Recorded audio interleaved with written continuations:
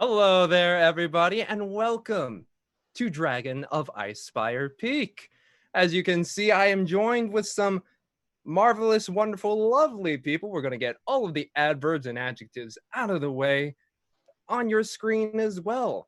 They are not with me, but they are with you and me in spirit, technically virtually. Literally virtually. Anyway, thank you for joining us on our second episode. Before we hop into this episode, we got a few announcements. We have our sponsors for this evening, one of which, of course, is the Gordon Biersch. Yes, the good old Biersch of Gordon Biersch. Did you know if you say Gordon Biersch 10 times backwards and then pound a whole bottle of it, it means you practiced? That's 3 on the groan meter. Yeah.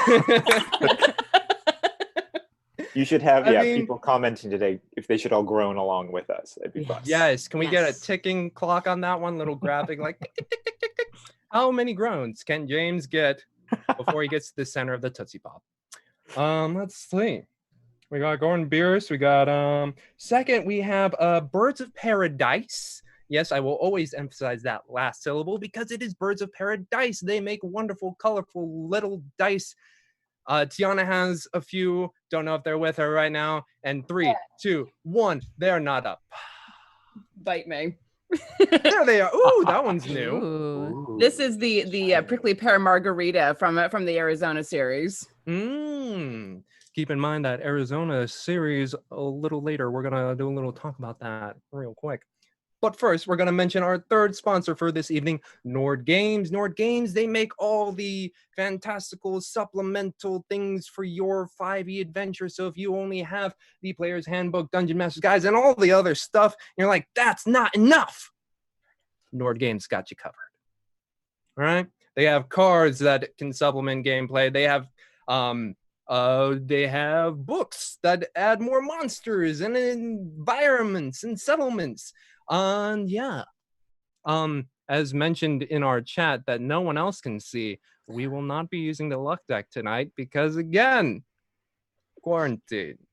We don't get stuff in the mail. Except for me, I got a check today. I got money. Nice. Yeah. Yes, let's see. Oh, one more. Oh, yes, the big thingy. The big thing. The big thing. The big thing, folks. Here's the big thing. We have a massive giveaway coming to you, right? And how massive is this? This massive giveaway is $200 worth of stuff. Ooh. What is this stuff?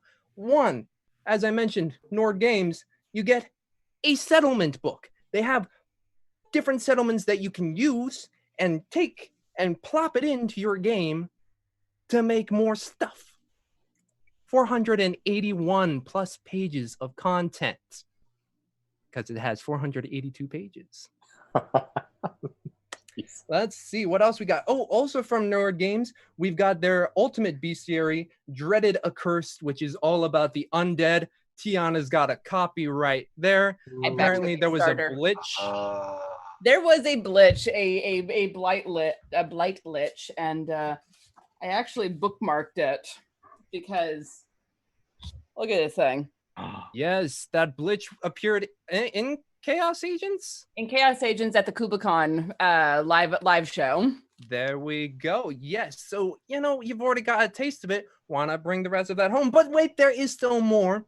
As we have had on this show, we've had Carbon 2185. We will give you a Carbon 2185 hardcover rule book, which is out of stock everywhere. Take a look. You will only find it here until they come back. But here you could possibly get it for free. Let's see what else we got. Oh, also on the Nord Games, we got 2 decks of cards that I mentioned before that we will also give you. The Luck deck and the Critical Hit deck. Luck deck, roll 20, you get some good stuff. Roll natural 1, DM, good stuff. Roll a Critical Hit as a player or a DM, somebody loses an arm, a head, or a leg. Who knows? Fun stuff. Spices it up. And then lastly, as I mentioned, keeping that Arizona theme in your head, you get 2 sets of Birds of Paradise. You can get the Arizona themed ones now, or you can get the pre-order for the bird themed ones later on. Yes. Now, how do you get into this giveaway? Many different ways, lots of different ways. And if you're watching live, you will be able to type in !giveaway, which will take you to the link and take you there. If you're not watching with us live, all you have to do is type into your search bar bit.ly, bit.ly/QNC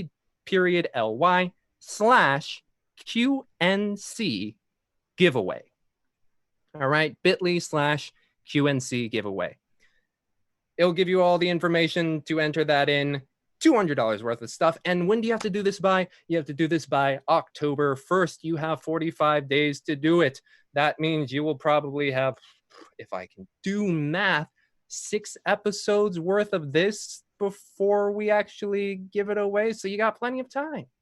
Plenty of time. And I will do a smaller reminder as we go along. But yeah, massive giveaway, October 1st. Cool. And oh, wait, there is one more thing that I forgot to mention. And for a little help on this announcement, I'm going to be using my friend here. I don't know a name. Slow-mo. Oh, slow-mo. Slow-mo. And for our podcast listeners, I just whipped out a puppet, by the way. And Slow-mo's got a couple words that they want to say. This episode is brought to you by the letters T, P, and K. Thank you, Selma. All right, that bit's over with. Throw these papers in the recycling. You know, I was about to be excited to see your lizard hand puppet bag after not seeing it since the beginning of quarantine. Right. I'm not so happy anymore. All right.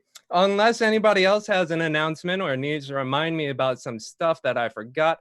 Oh yeah, you guys start off with 4 bits, by the way, this evening, because rollover from last.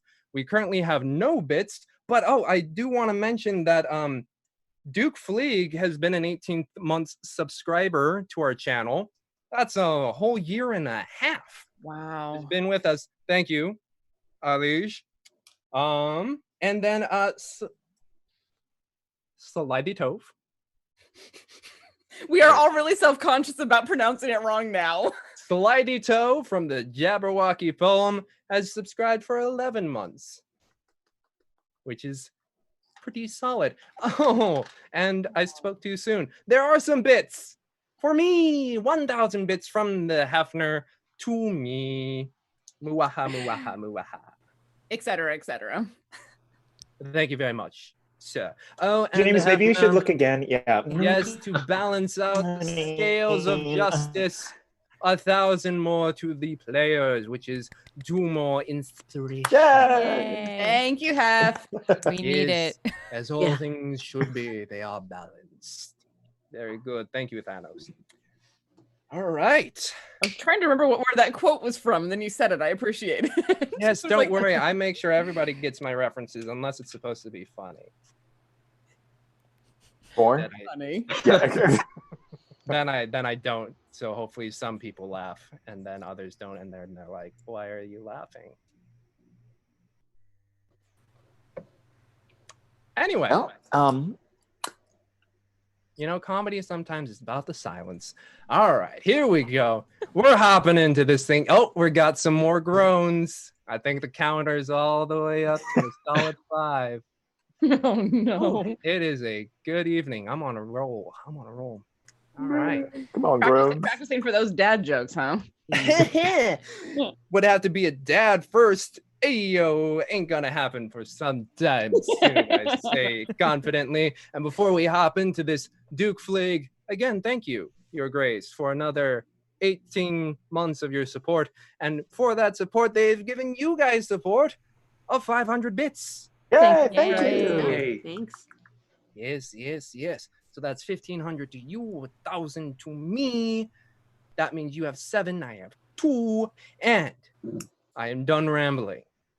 Which, by the way, I will say, Bo, if you're watching, I'm still keeping the intro shorter than you are. Ooh. Oh. Love you, Bo, if you're watching. And if you're not, then screw off. Love you. I'm teasing. All right. Here we go. Anything else? All right. No, Let's jump into a quick recap. No, you're just going to stray into the dragon. Recap. Last time on Dragon of Icespire Peak, our group of adventurers began to form in the small mining town of Phandalin on the day of high harvest tide. Winley and Isolt rose with the morning sun before heading down to the first floor of the Stone Hill Inn. There, they met Inqua, a farmer from the southern abbey of Golden Fields. As they shared their respective stories on their doings in Phandalin, their conversation was cut short by one ostentatious D'Argent and the less ostentatious Tim. D'Argent, seeing a kindred spirit of fashion within Winley, joined their table, with Tim following shortly after, securing a room for the two of them. Bonding over their outsider status and a quick exeunt from the co-owner Merkel, the group set about enjoying the festival. With coin, a music box, and a load of cheese won across the afternoon, the group enjoyed a brief nap and one quick wardrobe change before joining the town in the evening feast. After a brief prayer to the goddess Shanti, the town erupted with the sounds of eating.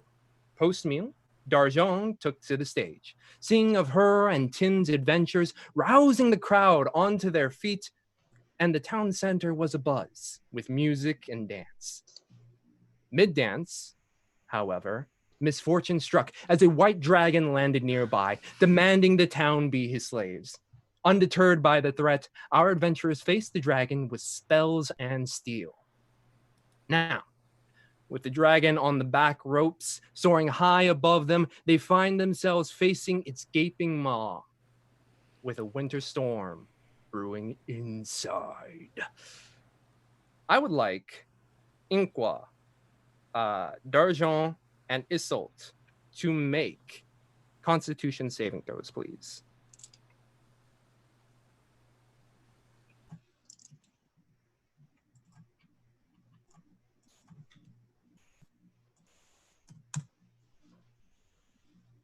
Dirty 20.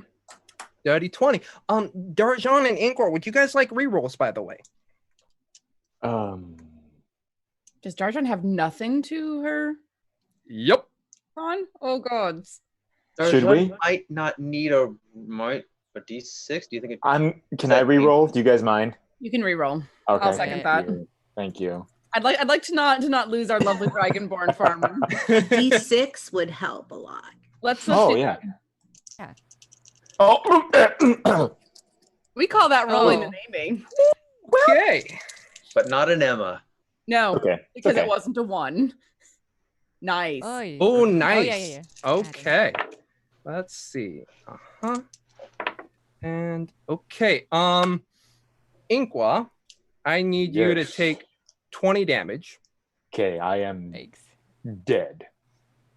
Well, you're dead-ish. Dead right now. And then Isolt and D'Argent take 10, half of that, please. Yeah, I'm unconscious.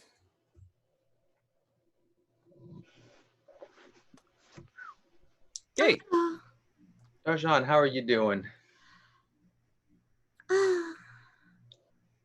I'm out. I'm 2 more than I had.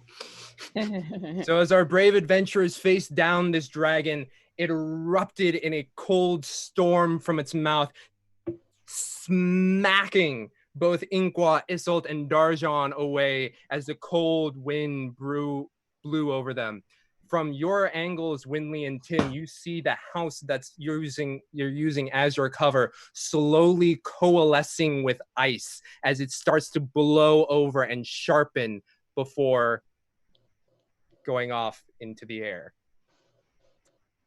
And with the remaining bits of its movement, you see the dragon start to fly further into town. Wait, into town. Yes, towards eastern direction. So Like- it's yeah. So with its remaining flight, it goes on a map sense. It goes over here. If I can move stuff, can I move you? It's over here now. Oh, it's going into the town. No. Yeah. Oh. Yeah, unless, let's see, can anyone catch it at this moment?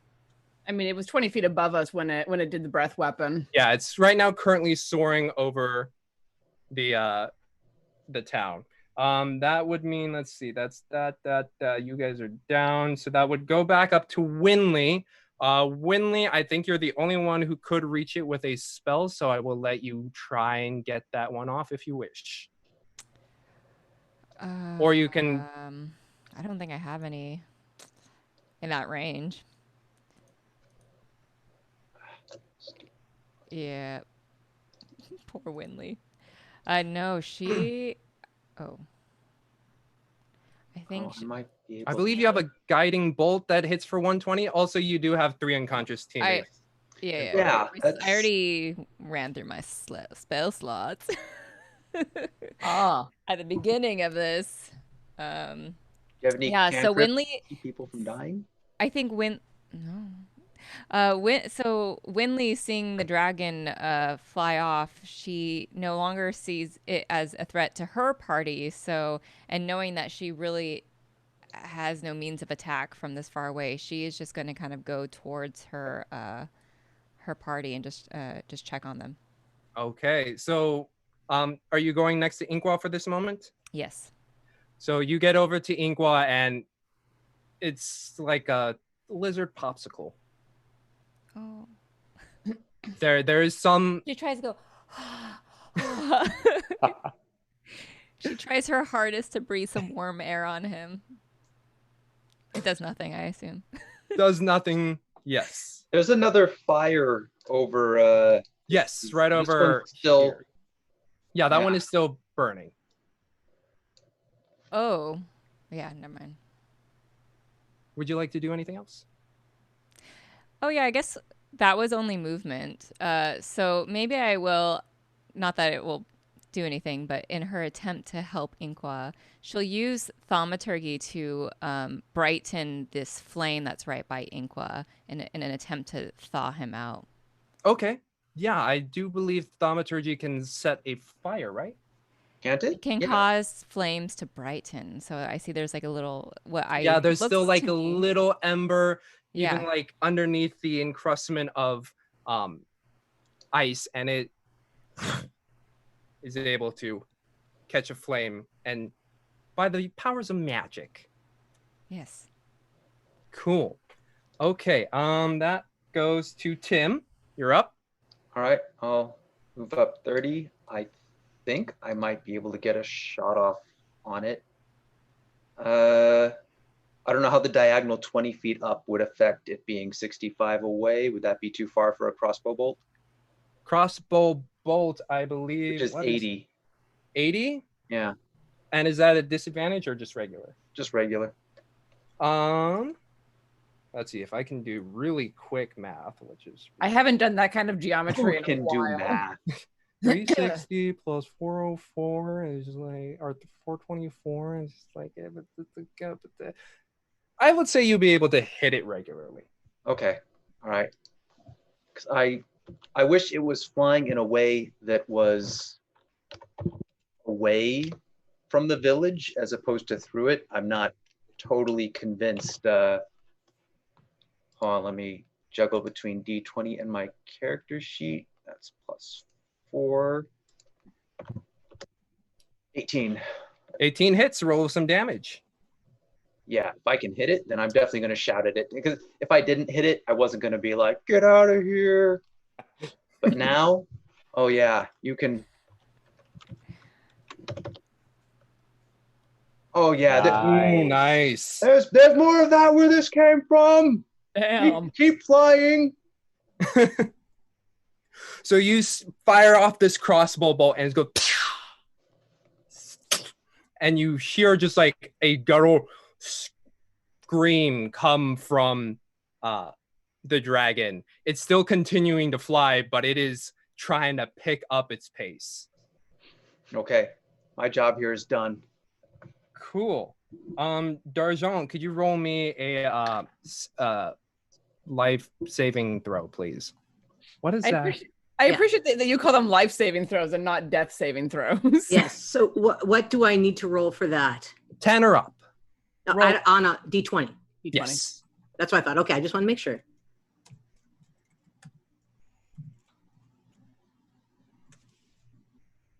Oh. All right. So that means you saved once. You saved 2 more times. You are alive still. Excellent. That goes to Cryovane. The dragon starts to keep flying and starts to pick up its pace. But before it does so, it fires off one more cold breath just at the town below it, ripping through parts of a house. And it sees something, grabs it, and starts to fly off. Cool. That better be a chicken. I will say, since no one can really catch it, combat is basically done. Whew. Cool. Winley is in shock. This is probably the first like big combat she's ever been in. Her history is more like a flee attempt, and so she kind of like looks around and is a little dazed. I start pulling people around the fire, so I pull Assault towards the fire, and I pull D'Argent towards the fire, and I don't really know what to do to help them, as I don't think I've ever seen anyone get frozen alive. As most people would not. So I guess for this part, can I have, let's see, who did that first one? D'Argent. Assault and Inqua, make me 2 life saving throws, please. Would you be saving life or would you be saving death? Be saved from 1 fail, 1 success. Oh no. Uh-oh. Bye. Ooh. No, not bye. I know, but no, that marks off as 2.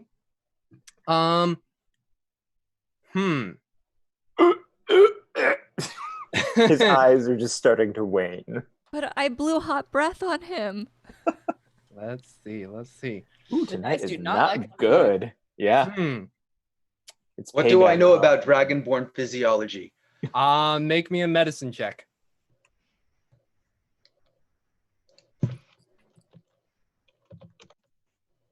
Got a whole 9. Whole 9. You assume it might be similar to humans? I think they're cold-blooded. We need to get them away from the fire.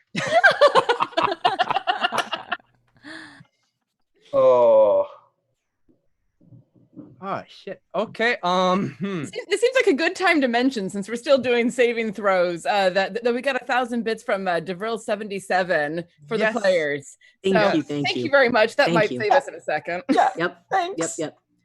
Okay. Winley, do you know anything about Dragonborn? Yeah, I was gonna say Winley, she comes from a family of healers, and she's trying to remember if any of her family's congregation was a dragonborn. So she's gonna kind of rack her brains for some knowledge. Yeah, make me also a medicine check then. Yep. Oh dear. And in her shock, she can't remember anything. She could have sworn there was at least one dragonborn that her parents healed, but she's just so in shock she just can't remember anything. Can I recommend a reroll?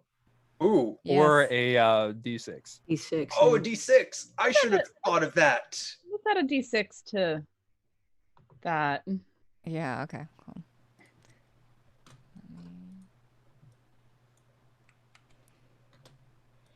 So she mumbles, she's like, okay, come on, LaRue, help me remember. There we go. All right.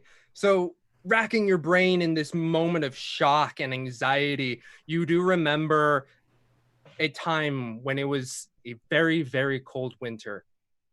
And there was one person who fell out deep in the middle of the snow on the road. And the quickest thing that you and your family could think of was sticking them closer to a warm fire. Okay, so she just keeps mumbling, and she's like, come on, LaRue, make this fire warmer and warmer. And she's just continuing to cast her thaumaturgy to try to brighten this fire as much as she can. That's right next to Inqua. Yes. So by pulling him closer to the fire and that quick thinking, you see his breathing, while originally slower, is starting to even out to a more normal pace. Inqua, you're stabilized. You're still at 0 HP, but you are no longer dying. Isolt and D'Argent, I'd like you each to make me a roll, please. We got pulled closer to the fire, right? Yes, you guys are by the fire. Okay. And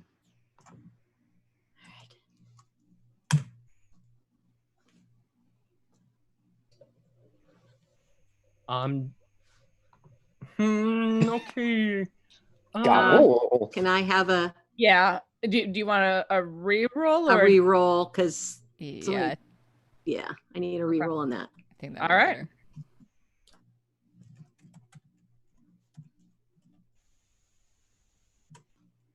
Better. What? Oh, God, they want to kill us. They're trying to kill. They are literally trying to kill us. Yes. They really These are. dice. Yes. Okay, so that's one failure. Yes. Tim, you dragged her to the wrong fire. I dragged her over to this fire. She mysteriously appeared at the other fire. She should reappear over at the fire where I'm at too, next where I would have dragged her. He says after like Right dragging back here. and forth and pinging earlier. Yeah. That was funny. There. I think Winley pulls off her coat, even though we already discussed it's not that warm, but she tries desperately and she puts it over D'Argent. Yes. Okay, with the knowledge that you were able to employ on Inqua, you start across the two of you are able to warm Isolt and D'Argent. I will say both of you two are stabilized. You, because you don't want to give the dice another chance to kill us. No. So I do not trust these automated systems. This is awful. S1E2 is helping you all out with another 1,000 bits. Oh, thank you. Thank you, Slidey. Holy shit. Oh, Lord.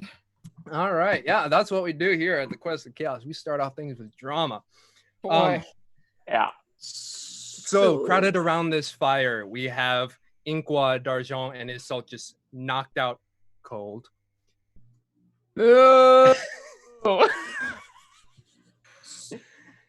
And Winley and Tim huddling over them, trying to keep them warm.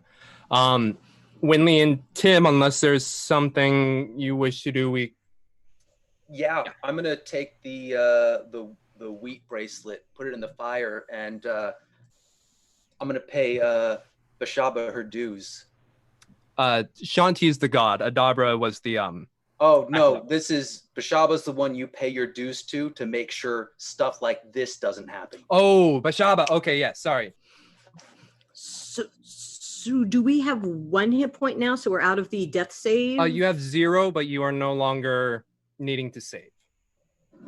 But they're still unconscious. All 3 or just Isolt and D'Argent? I'm still. Inqua, Isolt, and D'Argent are all 3 of you are unconscious. Oh, we are. Okay. Yeah. Okay. Just like that extreme shock of the instant cold, just brain just like, nope, not gonna deal with this. Bye. Brain freeze. Oh, great, you're on the groan counter now. Oh no! Way to keep those bits at bay. So Tim, you with an offering of the bracelet that you got from Adabra, you give a offering to Beshaba so that in the future bad luck does not Yes. come towards you. Excellent. I felt bad because last time I was thinking about doing that earlier. Then the dragon showed up, and I'm like, well, too late now. I should have done this way sooner. I would have loved to have seen that, though. There would have been a crisis of faith for a second. Well, it's not. She's not the sort of goddess that any rational person worships, but everyone pays her dues. That's all. I don't think I can carry the big one to the tavern.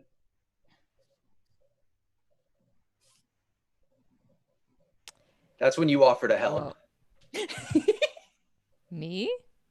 Can you help? Well, not by myself. I'm not saying you carry him by yourself. I need help with him. Can you get his legs? Winley like picks up like one of his dropped weapons. She's like, "Am I helping?" Oh, this is gonna be some strength checks.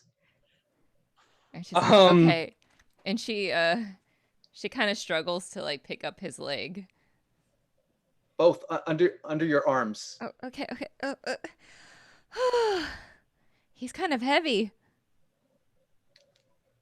He's a lot heavy. So you guys are both able to like get him on the arms and start dragging him to the Stonehill Inn. Get him into a warm room in a warm tavern. Yeah. Mm-hmm. And as you look down the way of the way the dragon went, you see as the building you guys were hiding behind, another building with just ice ripping through it in sharp, jagged points as it fanned outwards. And you see a couple buildings where maybe it's tail dragged behind and knocking over some of they're log cabins. So depending on some of the building codes, a few of them have taken some damage through its escape. And you see a bunch of the townsfolk just running around. Usually if there was like a fire, there'd be buckets of water, but they're looking at this ice sculpture and some running about, some just holding still, unsure of what to do. As you are pickaxe. Able to get a pickaxe. You yell that across the way, and one guy hears that, and he's just like, "Everybody, get your pickaxes!" And he starts to like rally things going as you are able to drag Inqua inside. Oh, okay, I can do the other two on my own if you want to watch after him. Yeah, and hopefully we've like put him near the fireplace, and so she continues to try to bolster up the fire. Mm-hmm. And Tim, you run out. Toblin, who found shelter within his inn, is like, "Is it gone?" Talking to Winley. I think so. And she's like, so she's still like in shock, and she's just trying to like use all her concentration to keep the fire going. And she's like unsure if Inqua's okay, and she's so distracted she hasn't even noticed that like by carrying Inqua by his boots, she's yet again gotten her new white dress dirty. She doesn't even notice. Yeah, so Toblin sees Inqua and you there, and you, out of the corner of your eye, you hear footsteps running in a different direction. And in a few seconds later, you feel a soft blanket cover your shoulders, and then another blanket covering Inqua. Tim, how are you carrying Isultan d'Argent? I think probably over the shoulders is the best way if I'm on my own. Mm-hmm. I'll have the decency to pick up Isult's sword and put it in her scabbard. And I'm going to grab mine, of course, too, just because I don't know if people are panicking and looking for weapons. But yep. So you're able to, all right, are you doing both at the same time or just one at a time? No, one at a time. Okay. And I'll start with d'Argent because she's the lightest. Mm-hmm. Quite easily, you're able to. Just, yeah, sack of potatoes for that sack one. Of potatoes, fireman carry, just start carrying her over. And in that time you were away, you start to see people mobilizing and start assessing damage. You start to see you see one person from the distance. It's a little bit harder to see, but like a thinner person yelling out orders and pointing at people as they are starting to move. Yeah. So you bring Darjan in, drop them by the fire. Toblin is starting to see what's happening and is already started coalescing blankets and other warm objects. And then you go back for Isolt? Yep. Cool. And you bring Isolt back into the tavern. Yes. And I'll leave to go get the two bodies and I guess put them in the center of the around near the stage was, I guess, just so they're not just hanging there. Mm-hmm. So one of them you see has claw marks just rend through their body. Picking it up is a little hard to do in one piece.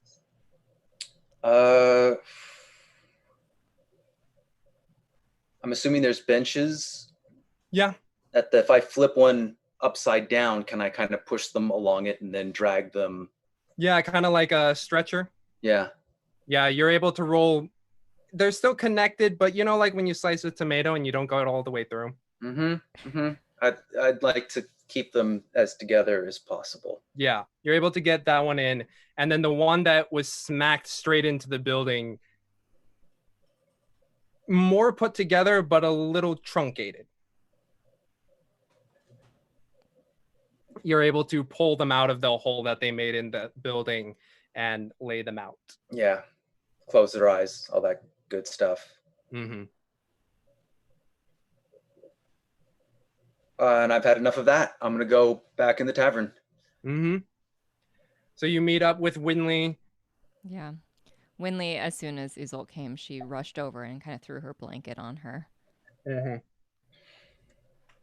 So yeah, there you 5 are, 3 of you unconscious, 2 of you with Toblin starting to warm the others, and you hear off into the distance a town who is very quickly, despite the instantaneous danger, is already starting to make ways of putting itself back together. So how is Assault's other wound? I forget. How is she hurt? Does she still need help with that? Assault was smacked by the tail, I do believe, right? Okay. Yeah, so underneath the armor, you really don't see anything. Or sorry, because of the armor, you really don't see anything. It's probably a lot more internal damage anyway.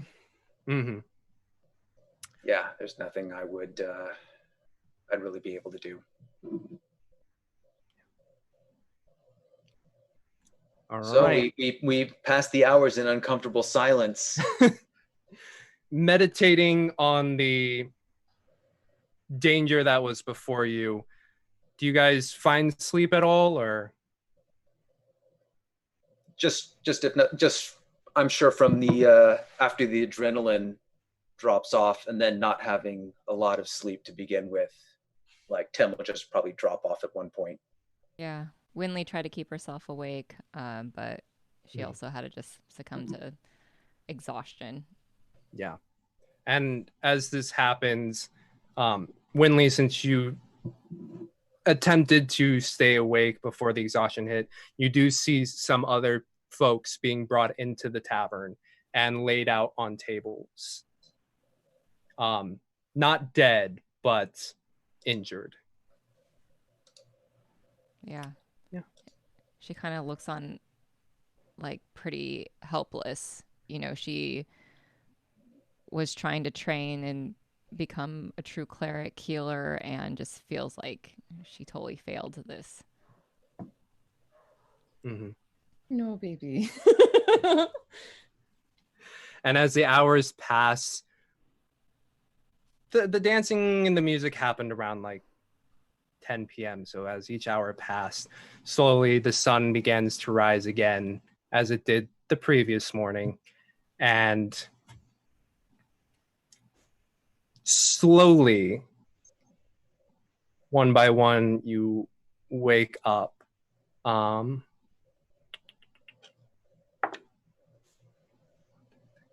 Isolt. Mm-hmm. As that sun rises, you're one of the first to start to awaken.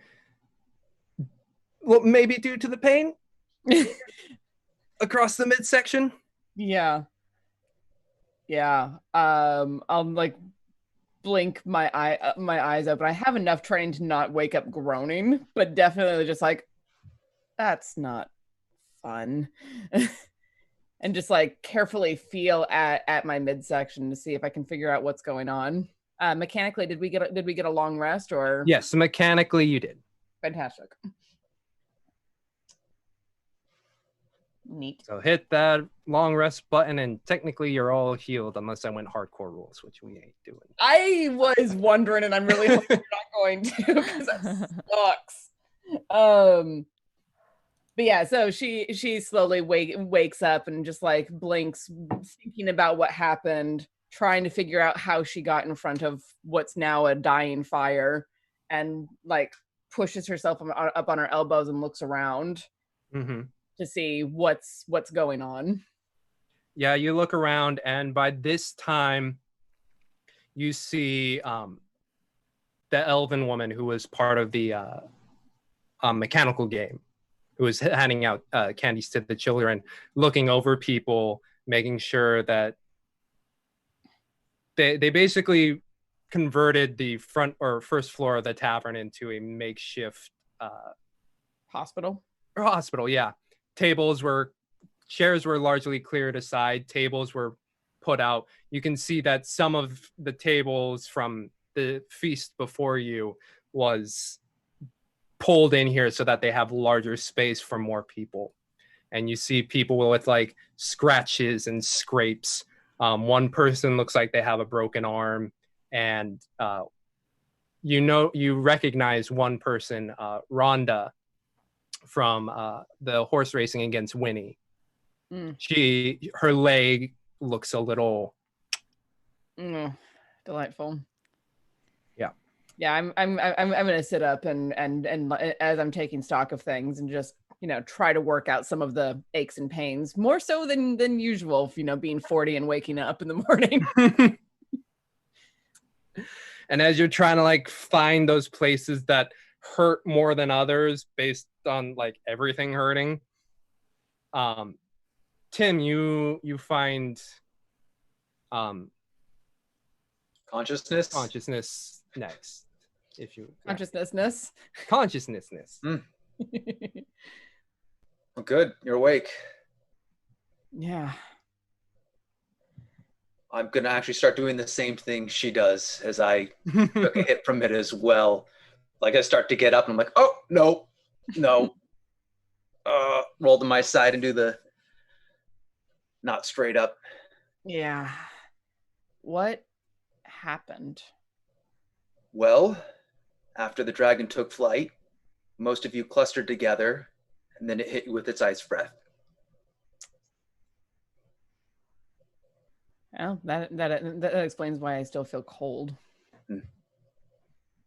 Check that all your fingers and toes still No, they're not.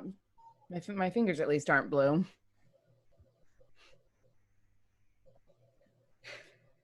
Then it tore through the village on its way out, leaving a small path of destruction, and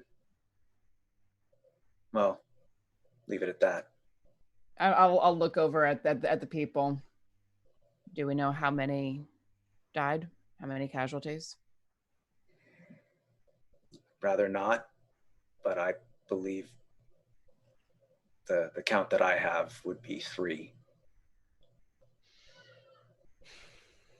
And that's trying not to count. Fair. Well, it's cold comfort, but it could have been worse. Groan. Yep, there it is. Yes! What are we up to? 6? Oh, we're way past 6, man. We're coming up on 10 now. I mean, I accumulated 5 before we even started. Right. I'm gonna go over and give Darjan a couple nudges to just make sure she's not dead. But in the face, I'm just poking her. Darjan. Darjan. Darling.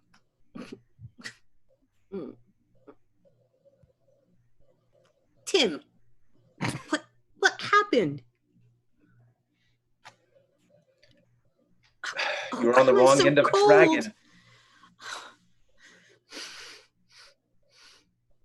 Yeah, with all those furs on, I don't know how I managed to pierce those. It wouldn't sleep. It wouldn't.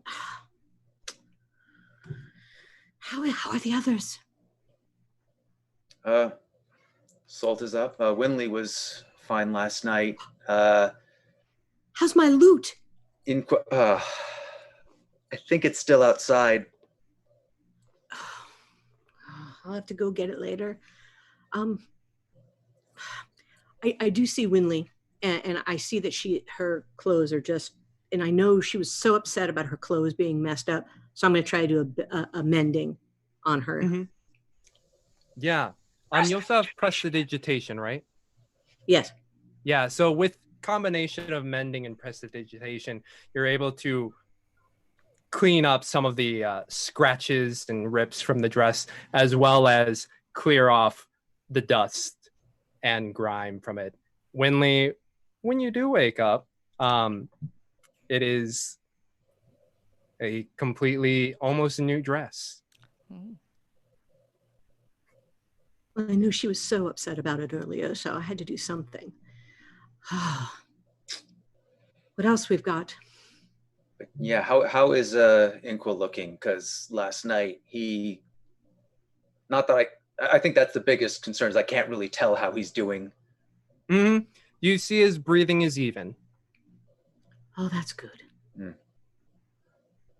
Breathing is good. Should we wake him? Do you think he needs more sleep? How long do Dragonborn sleep? I don't know, but we could try to wake him. You do it. Slow turn.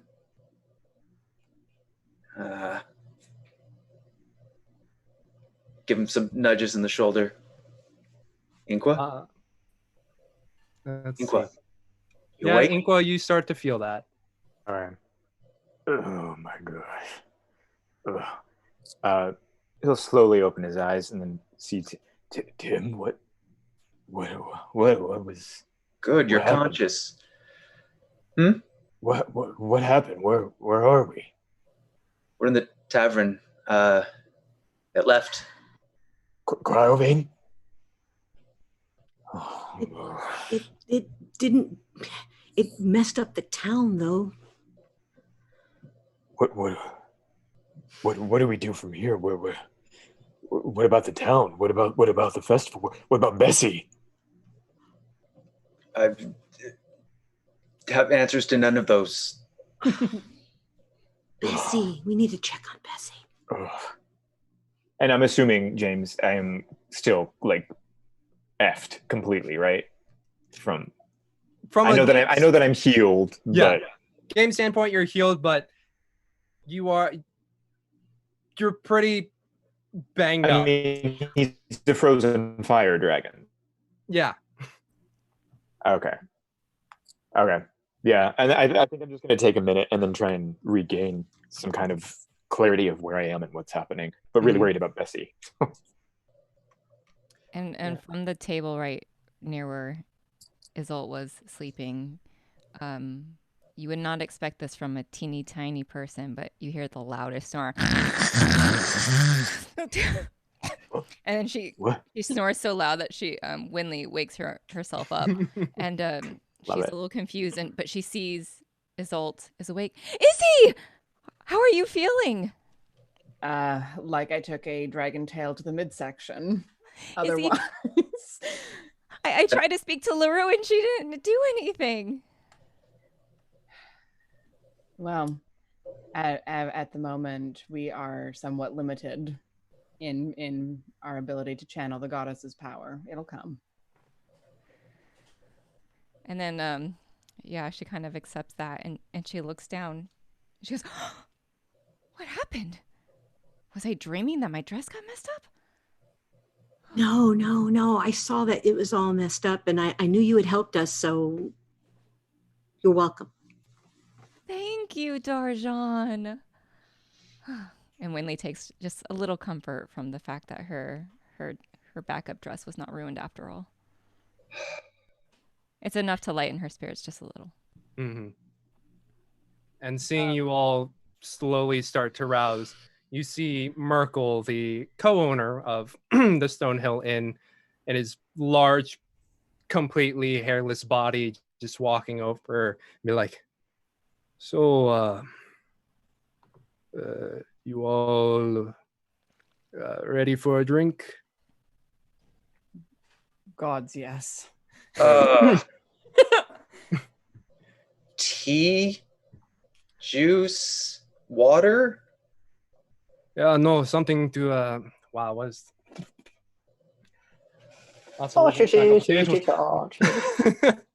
Can't do the accent. There we go. It's just something warm to keep your, to warm up the bellies, eh? Oh, cocoa. You would like some cocoa. You know, high harvest tide and dragon attack. You can have some cocoa. Anything else for anybody else? Just some water, please. Water. I'll have some tea. Tea. The bone. Well, whatever you suggest, I'd be willing. Whiskey it is. What would you like, small one? Do you have diet cocoa? Winley, after all that we've been through, I think you deserve the full cocoa. Okay, let's go for it. Live dangerously. I mean, you can't get living much more dangerously than facing down the maw of a dragon. I'll have to remember that, the full cocoa. Merkel laughs at Winley, just a good-natured chuckle. And he's like, all right, we got 2 cocos, a tea, water, and whiskey for the smart one. And you see Merkel heading back into the bar kitchen area. I'm gonna head out really quick and see if I can find Darjan's loot. Easy enough because you already see members of the town who aren't injured or taking down the ice constructions that have been made. They're already starting to clean things up. Start things getting moving. Is it where I'd expect it, or have any of them picked it up? You actually see it neatly placed on the side with a lot of other, possessions that were left while people were making a run for it. All right. So easy enough, you're able to find it. Do we see Winnie here? Is she helping as well, or is she no? You do not see Winnie in the tavern. Yeah. Is there anyone there that we would have recognized from our stays there the previous couple of nights, besides Merkel? Yeah, Merkel's there. Sister Gariel, the elf, is helping out with, or she's still awake, still tending to people. You see Toblin trying to assist her. Let's see, of the injured, you don't see, aside from Rhonda, who Winnie raced against, you don't see anybody else. Can I grab if Toblin is near me or something? Because I know that, and just be like, do you know if Bessie, is she okay? Is she fine? I'm sorry, man. I haven't looked at the horses. People, she should still be out in the stables if you want to take a look at her.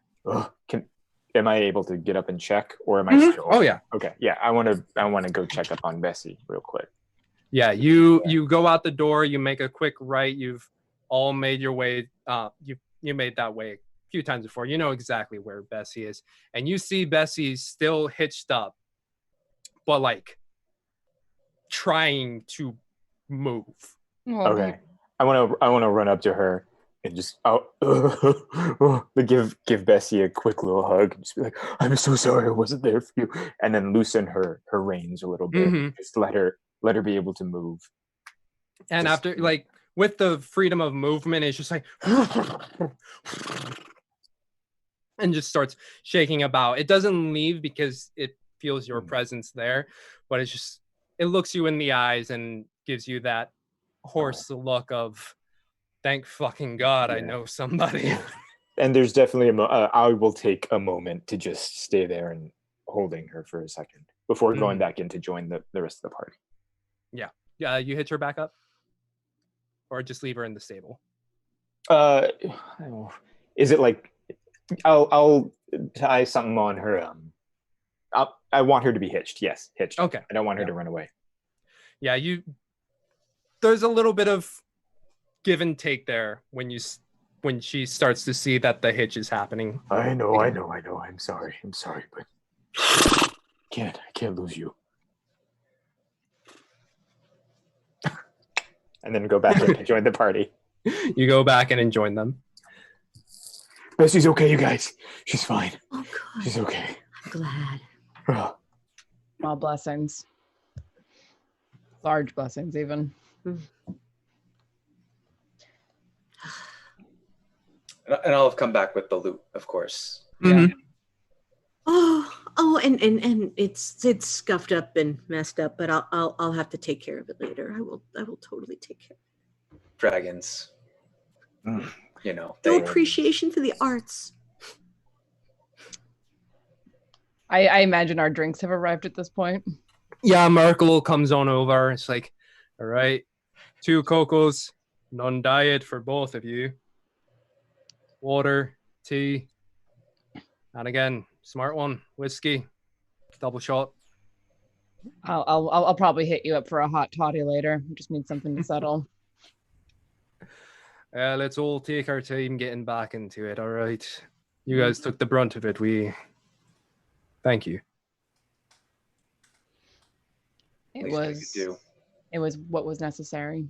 Does this happen often? Like, who do you know? I mean, we've never had a dragon attack before, but we have had if you look around town, you see there's a lot of rubble around. Phandalin used to be a lot bigger, but yeah, or a scrappy town. We find our way through. So I'll be listening for rumors and things like that about the dragon. You know, has they come before? Or, you know, is this something that's happened? I'll start poking around for that. Yeah, you'll keep an ear out for that. Largely here, it's a medical hospital bay kind of situation where people are making sure everybody's okay. And Tamago Tora gives you guys 500 for surviving a dragon. Oh, thank you. Our odds were not good. Barely. Yeah. We appreciate it. Oh, especially those mechanical dice rolls. You can't trust them. Those, yeah, no, that was real bad. Yeah. So Winley has, because she's not used to drinking so much sugar and it just tastes so good, before you know it, she's kind of chugged most of her cocoa. And now, buoyed by both sugar and her brand new fresh dress, her spirits are back high, and she is giving the team a pep talk. You know, you guys, it was real rough right there, but you know, we learned a lot, and I think next time we're going to do really well. And she just blabbers. And next thing you know, she's given this 10-minute inspirational speech. And she remembers that, you know, she used to have a big following, and she knows how to get a crowd motivated. And so with that speech, everyone should have 4 temporary hit points until we do our next rest. There it is. If we come into danger again. Love it. I lean over to Darjan and I'm just like, next time. Yeah, I caught that sentence too. Yeah. But she would make a great announcer. And when she's done, so we'll just like nod to her and pat her on the shoulder. Well done. Kind of like fiddles with her little figure of LaRue, regaining her confidence that she'll find connection with her. Thank you, Winley. That was very, very sweet. Very touched. Have you ever thought of being the announcer at at a Battle of the Bards or anything like that? You did really well. I've only spoke in front of people during my parents' healing shows, but I guess I could try the music industry. A show is a show, right? And you are certainly well trained in showmanship. And Winley kind of gets lost into thought as she thinks about how much safer, maybe a traveling concert would be than what she experienced last night. Well, yeah. Yeah, I'm not saying anything either. Winley, you do feel a little tap on your shoulder. And as you turn around, you see Sister Gariel, the elf. And she's like, thank you so much for those words. I heard healing shows, and I was wondering, not as well versed in the healing arts, but if you could talk to the little one over there.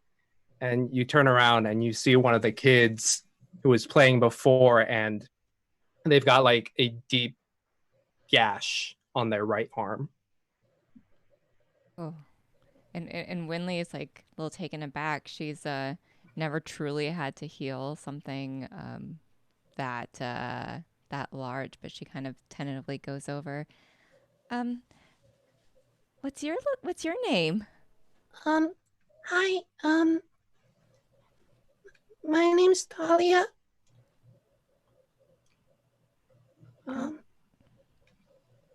It hurts. Yeah, that must hurt real bad. Winley kind of looks back at Isolde like, what should I do? And she kind of mouths her, what should I do?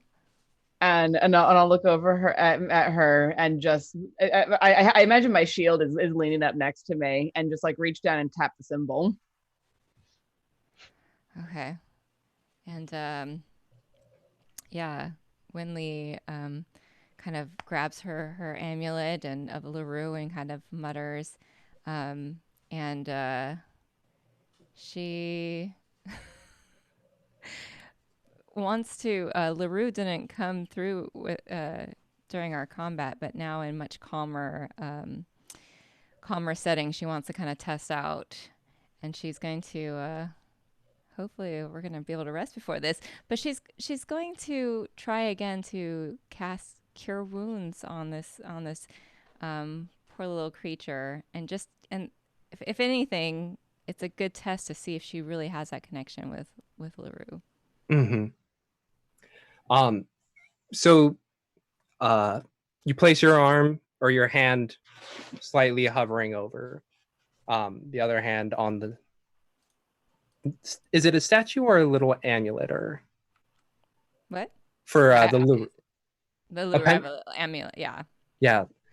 The other hand on the symbol of LaRue, and you pray to her in your mind and try and like bring in some divine energy. And from that you feel a warmth on your hand over the amulet. And then that warmth travels down your arm and into your fingertips, and a white yellow glow radiates from your fingers. And you see, as you remove the hand, the wound just go and seal together. It leaves a faint scar, but overall, it was almost as if there was never any wound. And when Winley's eyes get real wide, and she spins around to Isolde, and she says, "I did it! I channeled LaRue, and it worked." You did. The goddess is with you. And she spins back to the child. And how does it feel now? A lot better. Thank you. And you feel her like lunge over and give you a hug. And Winley is just like over the moon. And she says, "Let's get you a cocoa." And Merkel overhears that. It's like, all righty, one cocoa coming right up. Comes right over with the cocoa a few minutes later, hands it to Dahlia.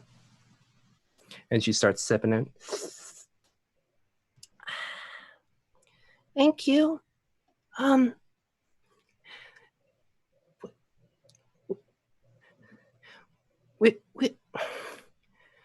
Can you also help my dad and my brother? I can try. I haven't seen them here, but I think they were outside last time I saw them. Oh. Okay, let me see if my friends and I can help. And she kind of goes over back to her friends. So that poor little kid is missing her dad and brother. Isolde is already standing up, slinging her shield onto her back. Well, and let's have a look around, see what we can find, see who we can help, see what's going, see and get a lay of the town. And she rushes back over to Dahlia. So, what are their names? What do they look like? And she's just trying to get any information. My brother, his name is Trom. He's taller than me. He's got brown hair like me. Brown eyes like me. He's tan, like me. My dad, he's a big guy. His name is Saul. Kind of balding. Don't tell him he's balding. He doesn't like that.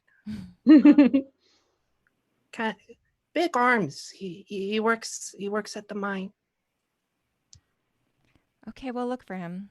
Okay, and don't worry. After this is all done, I might be able to help your dad with the hair thing.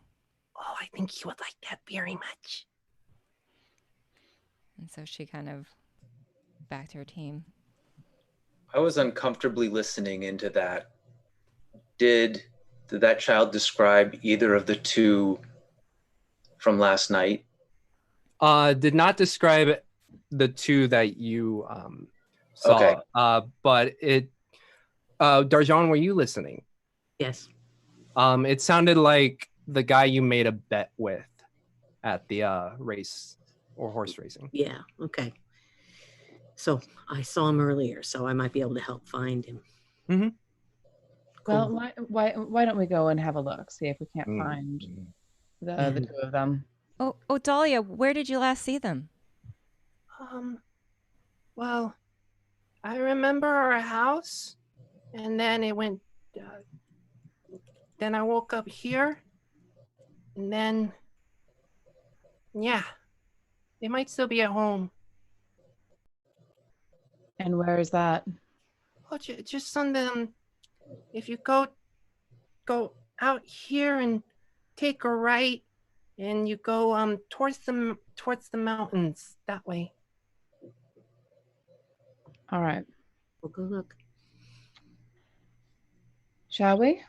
Yep. And I'm looking at Winley, but I'm also glancing at the others to see if they're going to join us.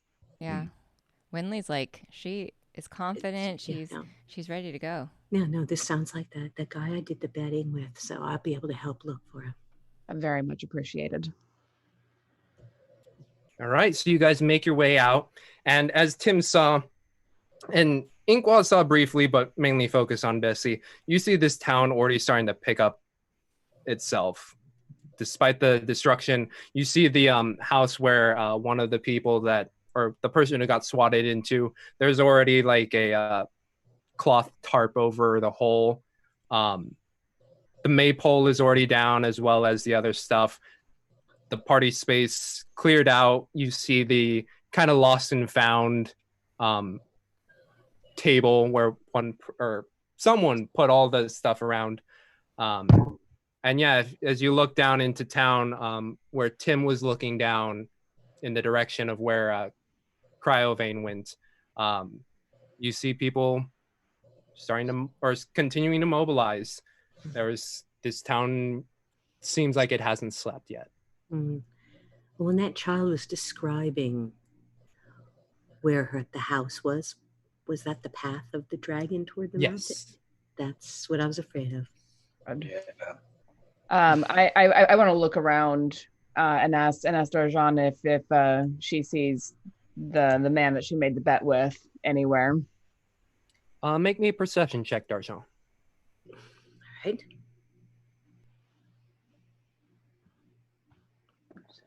There it is.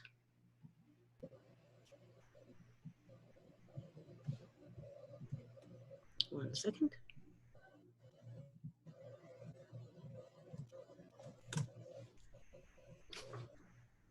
Serious? I mean, within the area, you're not really seeing anything. You see the people out in front of you, like putting stuff away from the party stuff and all, and you see more stuff in the direction of where the dragon went. So can I start asking about? Mm-hmm. Yeah. So. Yeah, you walk up to one of the people nearby. Yes. Cool. So you do, and you find somebody. Let's see. Yeah, you just you grab a person. Yeah. And they're like, how can I help you? Well, I was looking for this gentleman I talked to earlier. I wanted to see if he's still there around. His little daughter's looking for him, and I forgot the name. Dahlia. Saul. Dahlia. No, the guy's name is Saul. Saul. Thank you. I'm gonna write that down. So, have you seen Saul? Oh, Saul. Yeah. He's further down the way.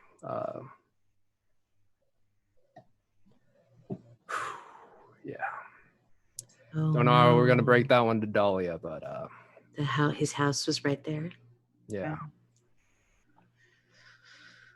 We'll have to go look. What about Tram? What about? Do you know his son? Oh, Trom. Excuse me. Yeah. We found both of them. By the way we found Trom's body, he it looked like he pushed his sister out.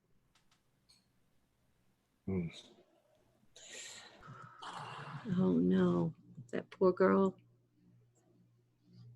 And we all hear this, I assume. Yeah. Yeah. Winley instantly just deflates again. Yeah, we haven't had something like this in I mean, not since I've been here. You heard about things like this before, though? Not so. Phandalin, as you can see, used to be a bigger place. Most recent thing was a orc raid about about 30 years ago. Yeah.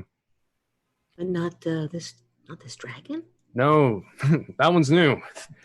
Haven't encountered that. Yeah. I know it's when you decide to live outside the cities, you take this as the new reality.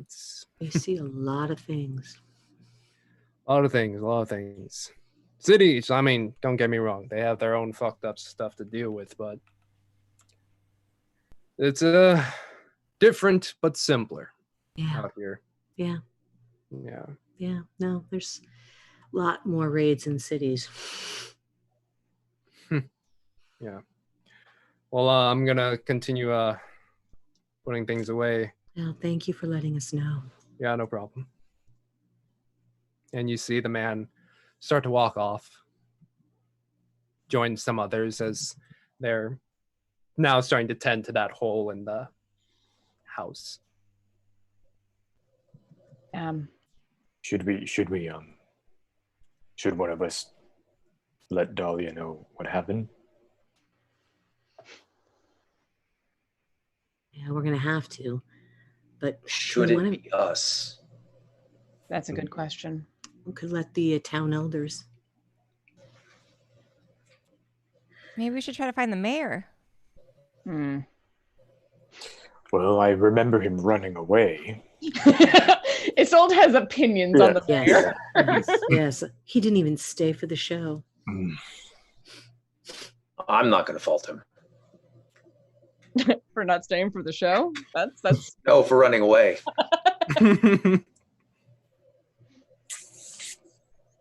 You guys gonna look for Harbin? Yes, because I'm gonna make him do the thing. The little girl deserves better than that. Does she? Make that guy do it? Do what? It should be someone close to her. Everyone who was it's gone in that building. Those two people are gone. This is a community. Maybe we should ask Merkel. Maybe he would know. Or what's the elf's lady's name again? I'm sorry. That's Sister Gara L. Yes. Or Sister Dara L. Sister Dara. The sister came in with the contraption, didn't she? She might not know one. Oh, sorry, what? The sister Gariel, she came in with the contraption thing, didn't she? She was helping run it. But she is part of the town, as far as we can tell? Okay. I mean, I do think it should be someone that she knows to break the news to her. We're strangers. Well, yeah, we'll make sure that she and the tavern owners know, and they can figure out the best way to handle this. Yeah, because me just making up a song about it's not going to help. Probably not, no. Though I'm sure it would be very, very nice. You could memorialize the people who lost their lives here. Yes. Perks up at that idea. That perks me up. Now I have something to contribute. All right. Do we want to have a look around before we go back? Yes. No. It's horrible out here. It's not going to be less horrible if we hide our heads and pretend it didn't happen. See, Tim, we might find... Don't know if you don't try. Yeah. I have tried. We might find out more about the dragon, Tim, if we're out here. Why? Think of the horde. Think of our lives.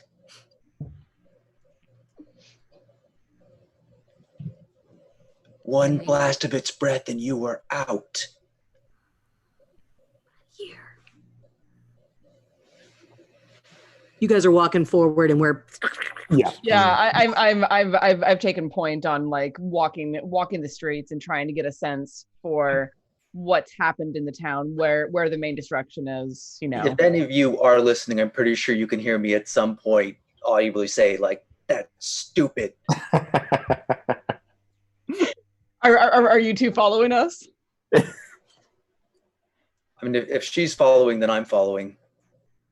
I believe it. I want to find out more. Maybe we can find out the other direction too. While we're walking around, James, can I? Because I know I've sold most of my wares to a lot of the people in the town. Yeah.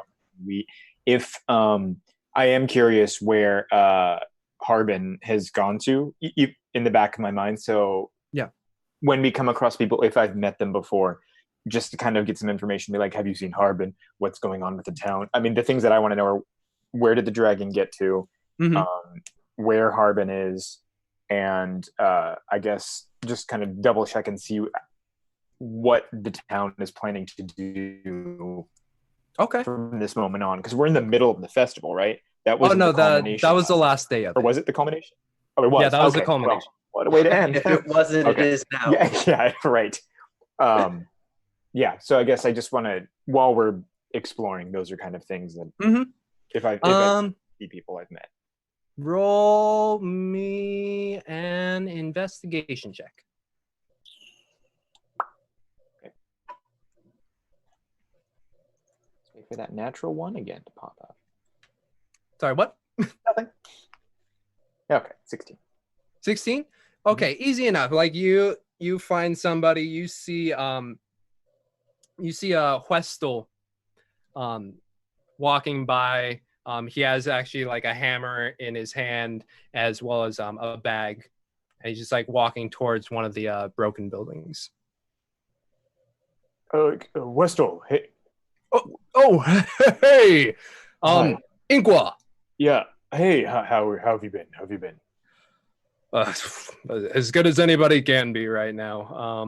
Do you happen to know the losses of the town? Like what is? I heard. Let's see. I mean, let's see. Jai and Glenn, they took the brunt of that attack. Saul and his boy points to a building that's half collapsed. Yeah, unfortunately they got something. All right, Urkel's horse, Dobrik, got taken.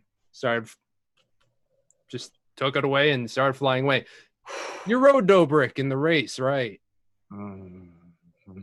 Yeah, good horse. Good people too. Would you happen to know where Harbin went? No one's seen him since last night, unfortunately. Do we know where the town, not town hall, I guess, or where he resides? Do you ask that to Westall? I'm asking you, as in, like, have we? You get the sense you have a good idea of which home it might be. Okay. Can I follow up and be like, well, do you think he would be at his residence right now? Oh yeah. Well, maybe. But do you know which one it is? Can you point me in the direction? Oh yeah, it's and he points slightly southward. It's you'll see it, blue rooftop, purple wood. Thank you. When Winley pipes up, yeah, it's the fancy one. Yep. That it is. Thank you very much. Yeah. Well, glad to be of some help right now, but I'm gonna continue to hopefully do some more. Yeah. Cheers, mate. Turn to everyone else and be like, I want to pay him a visit. I don't know about you guys, but I want to go see what the mayor of the town is planning to do about this, or the town master of the town. Yeah. I mean, we drove it off. I don't think it'll be coming back anytime soon. I think it will be. He said he's going to come back every day. He did. Well, that was before he had all the holes put in him. Yes, but a worm like that could heal, come back, and then what? We won't be here. It doesn't know that. No one tell it that. Good call. I will bet that this dragon had an eye on the town and saw it for what it is, a small country town. And dragons are scum, and we need to make sure that they have a plan to get rid of it when it returns. Let's go speak to the mayor. Thank you. Yes. All right. Easy enough compared to all the other buildings. It is not as big as the inn, and it's not as big as you have to pass by the inn. You see what would easily be like the town hall situation. It's got a bell on the top. You pass by that and you see a 2-story building made of purple wood, as well as the shingles are made a deep azure kind of blue. And Tim and D'Argent, you actually recognize this wood having come from near this Silvery Moon area. Wow. All the way out here.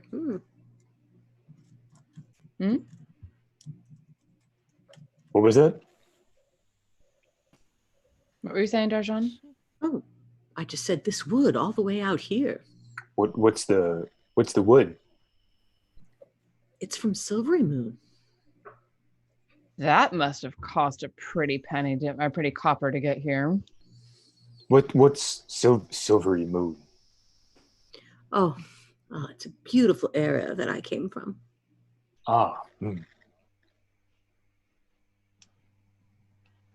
Lots of songs have been made up from it, by the light of the Silvery Moon.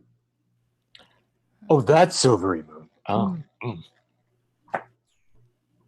Should we just knock? Sure. And I'll look at Inqua and be like, after you, sir. Yeah. Pound, We're pound. in the back, Tim. Pow, pow, pow. And immediately you just hear like, if you're looking for a Harbin, he's not here right now. He's out and about. But you won't want to eat him. He's a very, very skinny man. You might want to try that Holly Thornton. She's a large woman. If you want to eat somebody, but Harbin isn't here right now. Anyone else inclined to kick the door in? Absolutely. Winley says, that guy sounds just like him. Perception He's check. a horrible liar. You think? With a very bad accent on, in fact. Did he crack the door open while he was talking to us, or no? No, he's just talking through the door. As he's going on his blah, blah, blah, blah, blah, blah, blah, like, just kind of test the door and see if it's able to be Certainly, you don't want to do that. We're here to donate funds to the restoration of the village. Sorry, what? We're here to donate funds to the restoration of the village. Oh, well, I will take those in Hob instead. If you could just slip them underneath the door. Oh, there's too much. It's too much money to fit under the door. Well, if you talk, and we can't just leave it out here. Should we? We'll leave. We'll come back at a better time. Yeah, I mean, if you must, you could probably drop it off with Halia, if you are a human being / not a dragon. No, we're not dragons. If we were all dragons, you'd be surrounded by 5 dragons. And Inqua, obviously looking exactly like a dragon, will just kind of slowly start walking to the back of the group as everyone's talking. Like, Wait, is there one of those mail slot things? No mail slots, but there's like maybe about an inch gap from the door to like the foundation. If you are 5 dragons, that would be mighty inconvenient. And I mean, really inconvenient.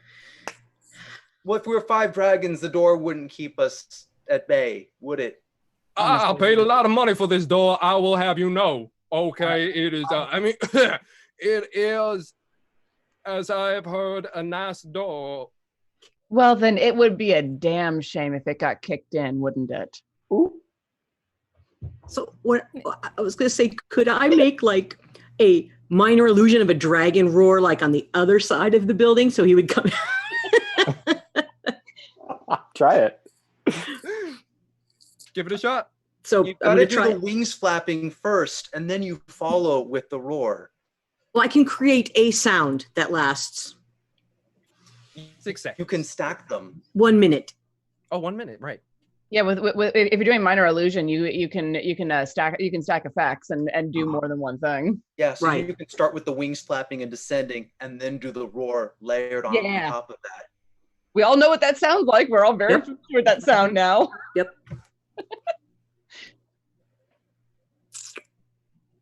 You layer it? And if yes, because it's sound. This is just sound. I'm not making a thing. I'm making sounds. And then as Darjan makes the noises, I want to start. Yeah, I want to start. Oh, it's back! It's back! Start.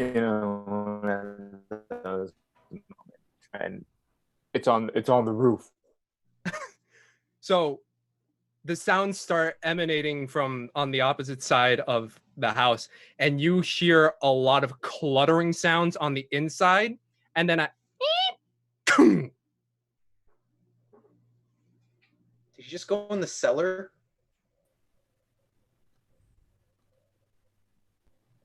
Perhaps we should allow ourselves in. A door is locked, and Warren Urban Mask just sent 500 Tumois for recapping the price of the door. If someone wants to stand behind me, I will slide out a crowbar. Oh, recoup. Discreetly as one slides out a crowbar out of their pack. Okay. Are we doing this? Yeah. Are we all right? Are we breaking it in, or are we trying to pick it? We're trying to rescue him. Slightly more civilized, kicking it in. We're trying to rescue him, so it doesn't matter which way we do it. Sorry, you two talked over each other. I couldn't hear either of you. Sorry.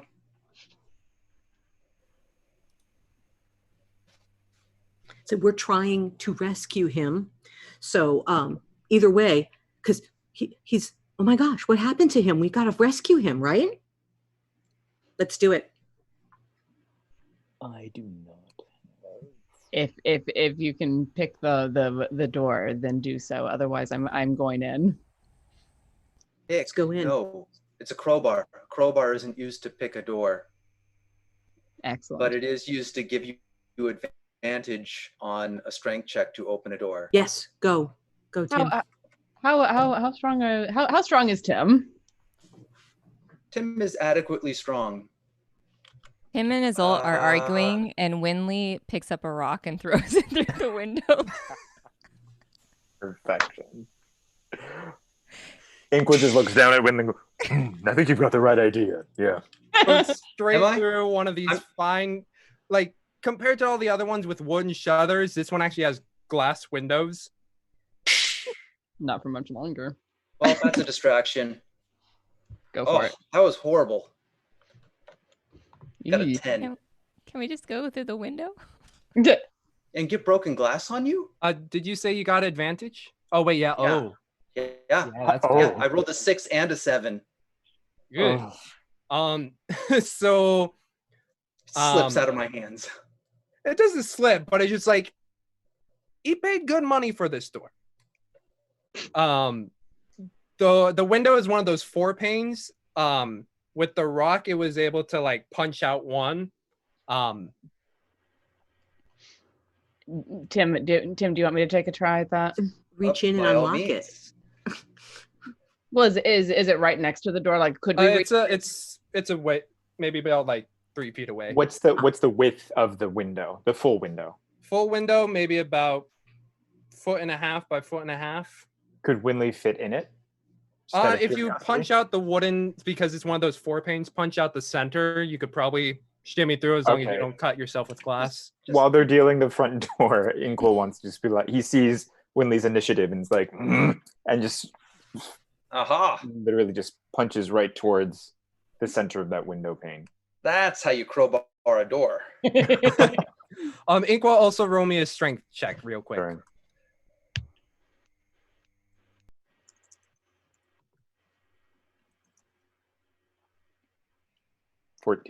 $14. Okay, so as you punch through and take out that little wooden center, it takes the other 3 panes with it, and you've got a sizable hole now that Winley could crawl through. At the same time, Issel is just like, and it's not completely broken through, but it's like you've splintered the wood. Do I feel like it's splintered enough that I could put a shoulder to it and get through? Mm-hmm. Yeah, I'll do that. So just like a yeah, and it's and as Assault's doing that, I feel Ink was taken Winley and is like, "You ready?" It gives me a boost. And then like kind of pushes her through the window, not really realizing what's going on with the crowbar. I land inside and I look to the side. Izzy, how'd you get in here? The door. It's open now. And I will come in last, just as in, oh yes, I'm here. I'm gonna look around for that cellar door. I imagine it's not. I imagine it should be pretty easy to find because he wouldn't have been able to like cover it or anything. Mm-hmm.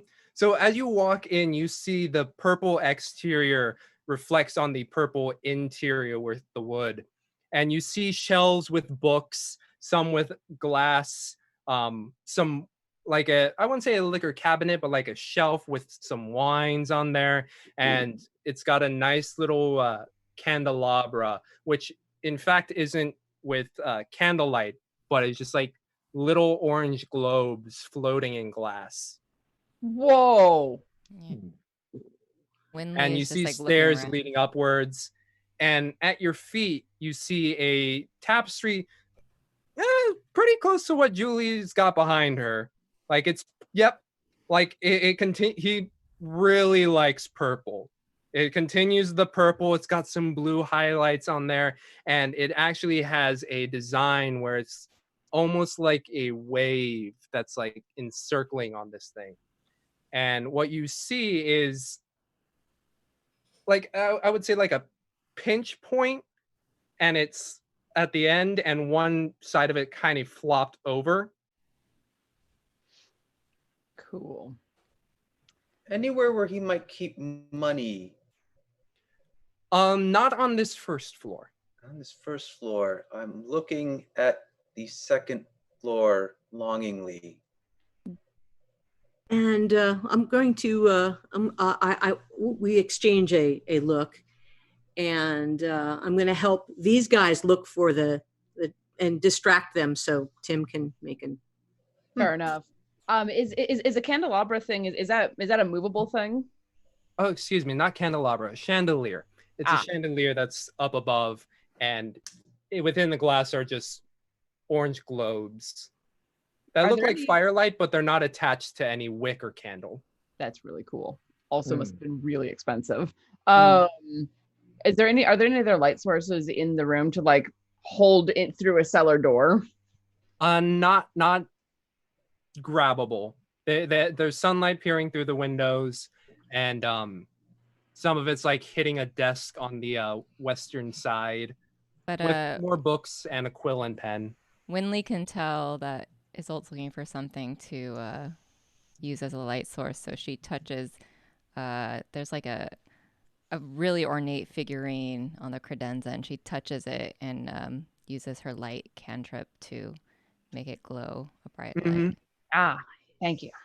And this statue's kind of like, it's got like a dancer kind of quality. It's a little more abstract, where it's like more of a wave or a line that's flowing through, but as you tap it, light emanates from it. Would you mind holding the light, dear? Of course. Thank you. And it is a little bright, so she kind of she grabs. He had some kind of scarf, and so she tries to dim it so it's not so bright. Nice. Give it like a diffuser. Yeah. Looks much better on her skin tone. Tim, make me a stealth roll.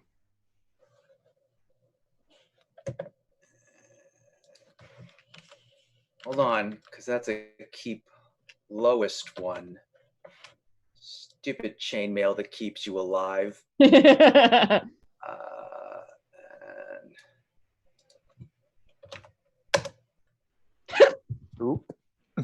I'm not overly loud. That's the important thing.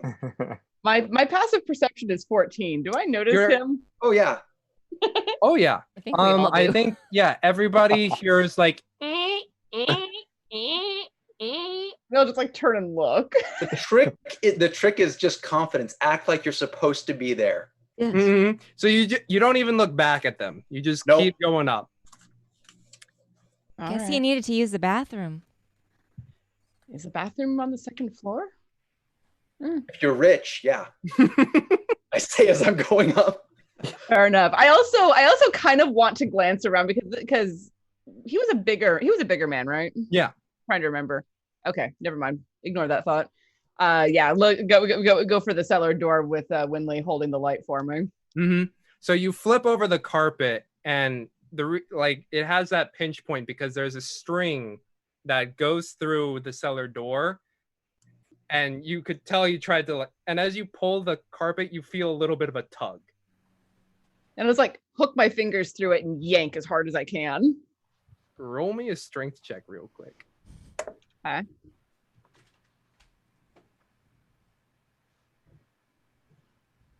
Eight. So this quick yank pulls the string out of your fingers, and the carpet lays back down. I'm like, Inkwork looks at his soul and says, "Okay, 1 second, and then does the exact same thing. We have just like a parade of people. That Assault tries to do. It's like, roll me a strength check. I'm hoping to see the exact same thing. I know, me too. Honestly, me too. And Winley will come in. It is. Oh my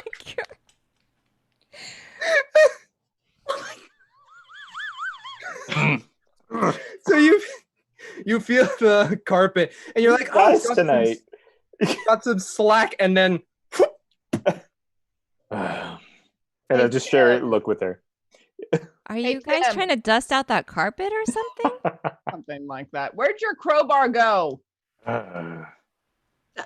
See, don't worry. Me. What? What'd you say, Tim? It's up here with me. Cross it down. I need it. You don't throw a crowbar. Throw it. You could throw it to me. No, I'm not throwing a crowbar at you. You definitely can't catch it. Come up and get it. We're civilized. All right. When? So I'm gonna go up. I'm gonna go up and get it. Do you think you'll need it up here, Tim? I don't know. Do I need it up here? So both of you, as you went up the stairs, it was like a up the stairs turn, up the stairs kind of thing, just like a quick hairpin turn. And you're there on the second floor, and you see this bedroom, and off into the corner, you see a bathroom.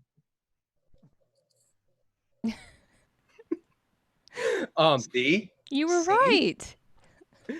But you also see more purple. The bed frame and the canopy is made of that purple heartwood. There's like some silks that are of purple, like a little lighter, more of a magenta kind of color. And you see a cabinet or like with a mirror, and on top of it are just like different bottles. And you also see a closet onto the left side. You take dresser, I take closet. Okay. So they're not locked. Darjan, since you're taking the vanity, do you open the thing? Do you sniff the bottles? What you do? Yes, no, I will sniff the bottles because, connoisseur of fine perfume. Time. And some of them are very pungent. It's not like... These are not perfumes. You smelled him last night. It's like Axe body spray. Essentially, Axe body spray with a hint of rose is what you get from that first bottle. And it permeates through the room, and Tim, you just catch like a little bit on the nose. You know better. You remember what he smelled like? I was hoping he had something better. All right. There's like 5 other bottles on the cabinet. Yeah. Tell you what, you keep searching here. Give me your crowbar so we can get these. So we can get them underneath there. All right, I walk over, hand the crowbar, and go back to. Well, now that I'm over by the. What the fuck?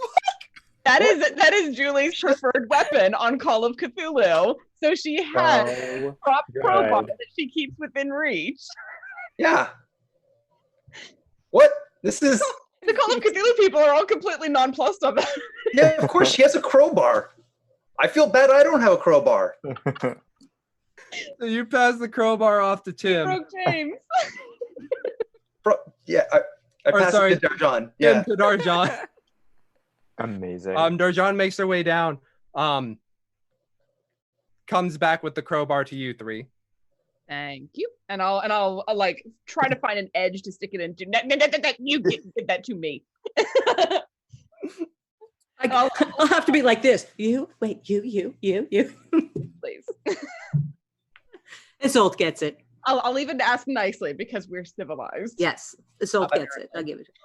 I am trying to look quickly though. Before I know that they're opening the thing down below. I want to open things as quickly as possible and see if I can find some coins. Okay, we'll start with Tim, and then we'll go to the crowbar. So Tim, you start looking through the wardrobe. Make me an investigation check, please. Investigation is something I don't have. Oh. Yep.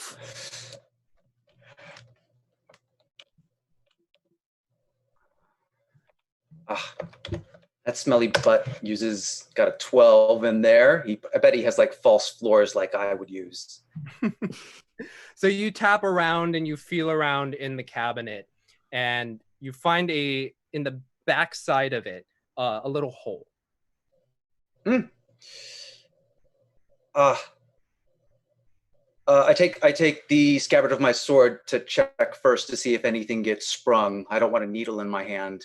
Mm-hmm. And then if that goes okay, I'll stick my hand in there. It's about like maybe like that big, so you could like fit a couple fingers in there. Oh, okay. So is there a latch around it? Just a hole. Just a hole. Oh, can I pull on it? Yeah, you pull on it. So you pull on it, and it reveals a lower area where you see a jewelry box. Okay. Is there anything in that box that is? I open it, obviously. Is there anything, just like liquid coins, that would be difficult to trace? You do see 2 platinum, as well as a few rings and a necklace. I'll just take the 2 platinum pieces. Okay. And put it back and head on down. Cool. So you pocket those platinum, and then you are heading on down. At the same time, Isolt, roll me a strength check at advantage. Yes, sir. There's the nat 20 I wanted. Finally. He just decimates the door. Take that, Rug. Just like you, man. Rug versus pallet.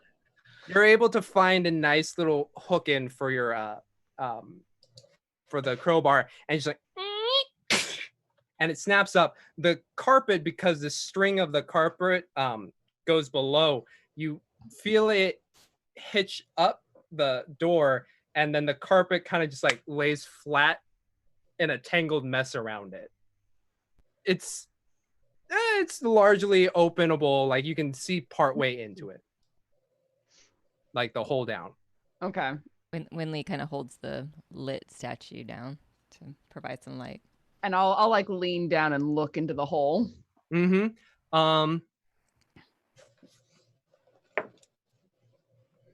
Does a 14 hit you? No. So as you look down in the hole, just flashing by your eye, you just see and then Winley and Inqua and the rest, you guys see it hit in the ceiling, just a bulk of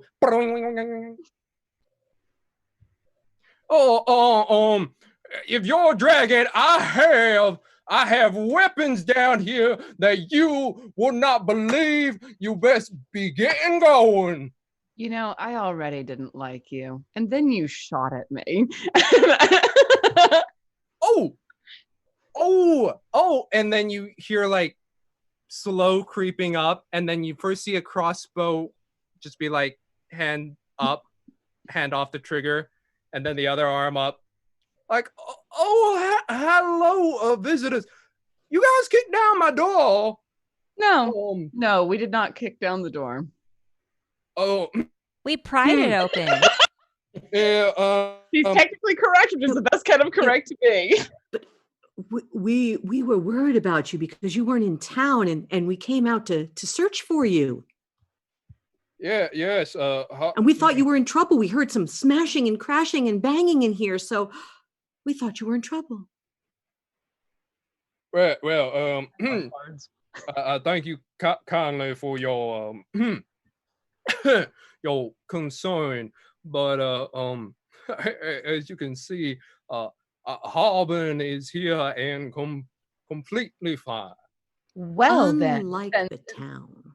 Since Harbin is completely sound of body and presumably as sound in mind as he ever is, he should be out there with his people, helping to assess the damage and fix the damage as necessary, and perhaps let people know who's died.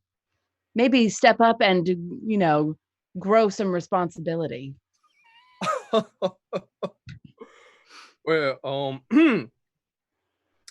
I have now been threatened in that way since I've left Waterdeep. It is almost refreshing to hear. I understand where you're coming from, and seeing me in an enclosed, secure space might be distressing to your outsiders. But here in Phandalin, what I do is completely fine by everybody else. Really? Yes. See, I bring the money, and clearly indeed, as you can see, you're holding my statue. You know, that one came all the way from the Moonshade Isles. I'll have you know, if you could put it back, as you can see, there's plenty of light in here. You have an affinity for elvish things. What can I say? They are attractive. I mean, you're not wrong. He's like pointedly, after saying that, not looking at Argent. Preen. Winley has put back the statue and turned off the light on it. Thank you. Now, I will overlook y'all breaking down my door, because you did help move the dragon in a more expeditious manner. But I do not take kindly to threats in my own home. What do you intend to do about the dragon? What do I intend to do? Well, your people are threatened. This thing has moved in and made it very clear that it wants sacrifices. See the people of Phandalin, the way I've seen it, it's more of a laissez-faire. Do you all know that saying? Let it be. Laissez-faire, I think, is the pronunciation. Oh, certainly, laissez-faire. Kind of philosophy here. As you can see, they're already starting to rebuild, and I'll say laissez-faire it shall be. If you're the one who brings the money in, you can hire a group of adventurers. Plenty of dragon killers in Tyrell. That is true. And then you'll have people here to work the mines and continue to help bring money in. Oh, well, we already got plenty of... We don't need to pay people to come and mine here. There's plenty of people who just come and start to work because of what we can provide here. And one of those things appears to be a dragon now. How many people do you think are going to stay if a dragon is coming through every fortnight or so? Killing people, taking things. I wouldn't stay. I can't imagine why they would either. How about this? I'll start making some contacts out into the world. I'll start looking at Neverwinter. You know, they are quite popular for their mercenaries. True. I'll look into them, and we'll start there. How does that sound? Having a standing force in the town. You know, if should evil arise, we can have folks be saved by the Phandalin mercenaries. There's a name there. I can think of one later. Phandalin fighters. There we go. That's a nice name, don't you think? Oh, so yeah, it does sound like now you have a plan. Great. Oh yes. Now that I have a plan, maybe I can ask you all for a favor. I will pay in kind. It will take time for mercenaries to come over here from Neverwinter. Maybe I could help ask you all to start moving pieces so that way Phandalin is safe once more. What sort of pieces? Well, did you all play the little contraption game that was out in the town square? Fascinating stuff, really. Oh, yeah. gnomish technology. I always, one second. And he walks over to his desk and he pulls out a little contraption and it's like, watch this. And he clicks it around and he just like lets it go on the floor. And it's this little duck, mechanical duck that's just like, ooh, cute. Fascinating stuff, don't you agree? Totally. Now, gnomes, they can create so much more than that. This was just a token of their generosity from a couple of years back. But I'm sure they will have some mechanical and possibly magical things that could assist the town. And if you bring them back to me, I will pay you 50 gold for each one that you bring. So you're asking us if we would go to the gnomes? Yes. Pick up some articles for you. Now, have you already talked to them about this, or is this just something you know about? I mean, listen, dear, the dragon attack last night. It's not like I can. No. I mean, okay, all right. So we go there, pick up some things, and bring them back. Yes, I mean, while I'll be contacting Neverwinter, and I'll be making sure the town is starting to continue to move forward in its rebuilding and re-prospering stages. And Winley perks up. I speak Gnomish. Many of my followers are gnomes. Well, there we go. Y'all don't even have to speak in common. You can speak in their own tongue. I'm sure they will love you. Will they be expecting a payment for this? Because I don't know about my fellows, but I don't carry a great deal of coinage around. Oh, that is a good point. I was going to ask about how much you're going to stake us for. Well, I said each item, 50 gold on top of if you have to pay anything. Granted, the gnomish community I've seen can be quite giving if you are able to help. And sometimes they create an excess of inventions that they don't feel meets up to their standards. Sometimes they just give those away for free. Like this duck here brings me much joy, but when I got it from one of them gnome fellows, he didn't really care for it. So what kind of things are you thinking that would be helpful for your town? Oh, magic items, inventions, anything really. I mean, the first time I've ever seen a dragon, and clearly first time many of us have ever seen a dragon. So. No, we're going to need a stake first. You don't just go and buy things with our own money. We need a stake. We need a stake in this. That's how it works. Okay. We're going as your emissaries of sorts, and showing up empty-handed would be excruciatingly rude. Very true. Did I make it down before he came up? Oh yeah. You're down there by. Okay. You're down by the crowbar. Oh, my crowbar. I'll just pick this up. Yeah, you guys make that trade-off real quick. And he's like, oh, let's see here. And he looks up. I give Darjan like a jab, and I'm like, and he's looking around. It's like, okay, how about this? Can you all like turn around real quick? I think we're all capable of that. May you all Winley turns in a full circle. Could you all face the door, please? Look at this. All right, the door. It's like. Is there anything reflective behind us? Any of the broken glass? Can we see like the chandelier?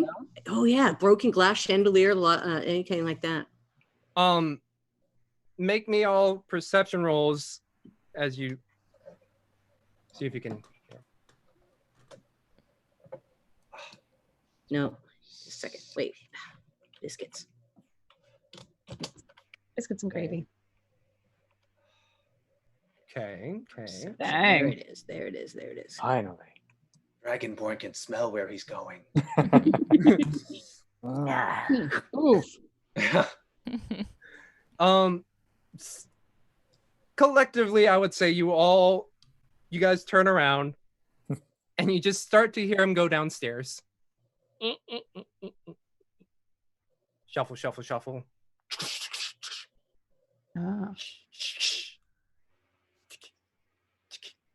That sounds gnomish. Then you hear doom, doom, doom, doom, doom. All right. Here is 200 gold. All right. You will use this money to get equipment or any other necessaries you find over in Nomengard, okay? And Isolde will take the pouch. All right. Are we good here? Can you get out of my house? Apparently, I need to repay for this door to be re-put up at my window too. You heard that, dragon. It came by. I have been accommodating. Darjan, mend this. At least repair the man's door. I will do that. It's the least I can do. Thank you. So with Doors music. I'm going to assume you're going to ask for some help from Tim, Inquire, Isolde to help lift the door. Yeah, hold it in place. And putting the nails near where their holes were, you just hear and it's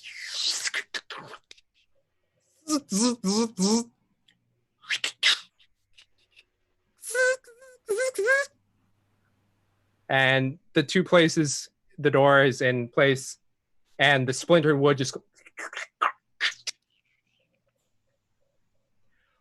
well, that was mighty impressive. I can see why you all drove off a dragon. Now, as you can see, I have not done much by your perception, so I will start writing to folks in cities abound.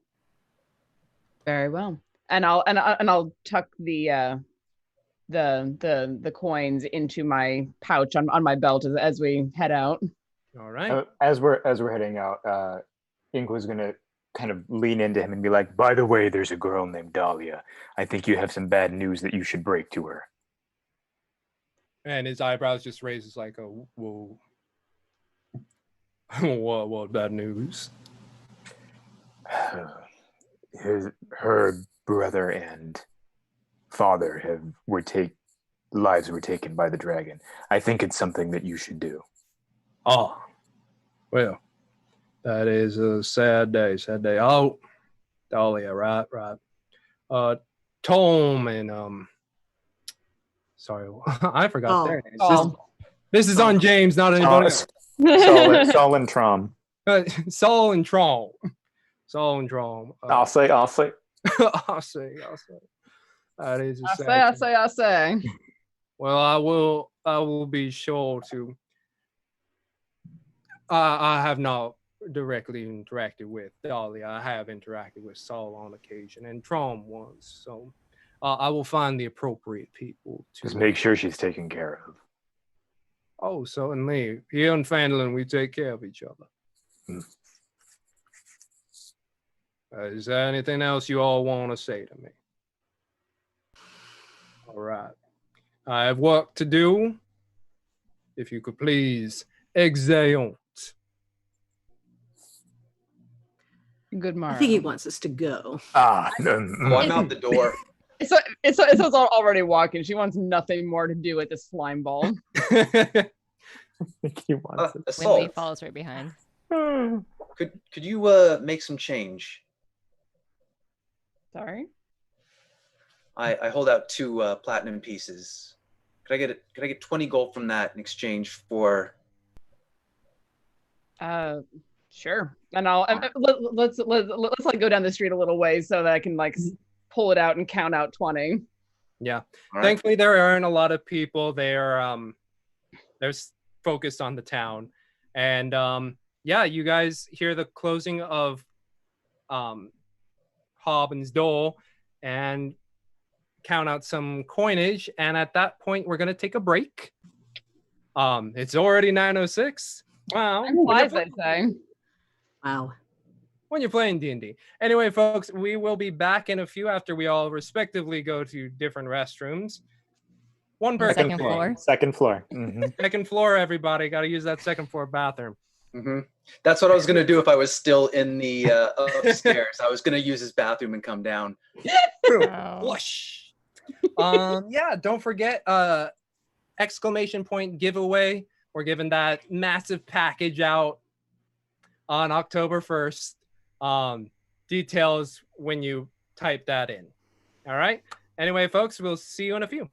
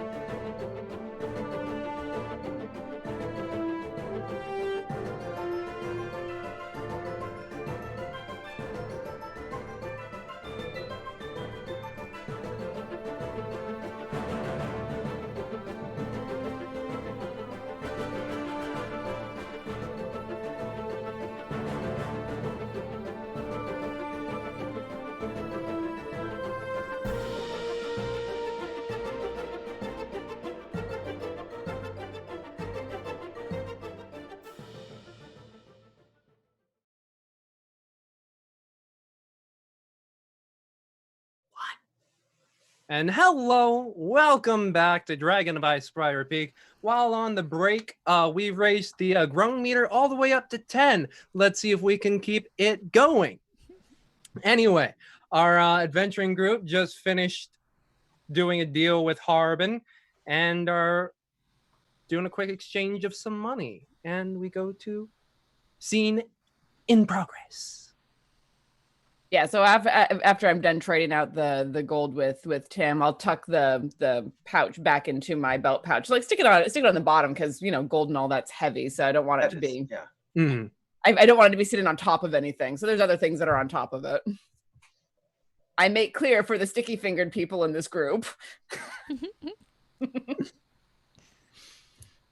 My hands are clean. He used the bathroom on the second floor. Mm-hmm. He did not wash his hands.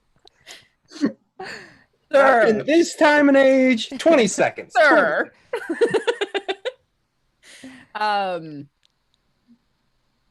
Yeah, so do we gather our things and head out there right away? The day's still young.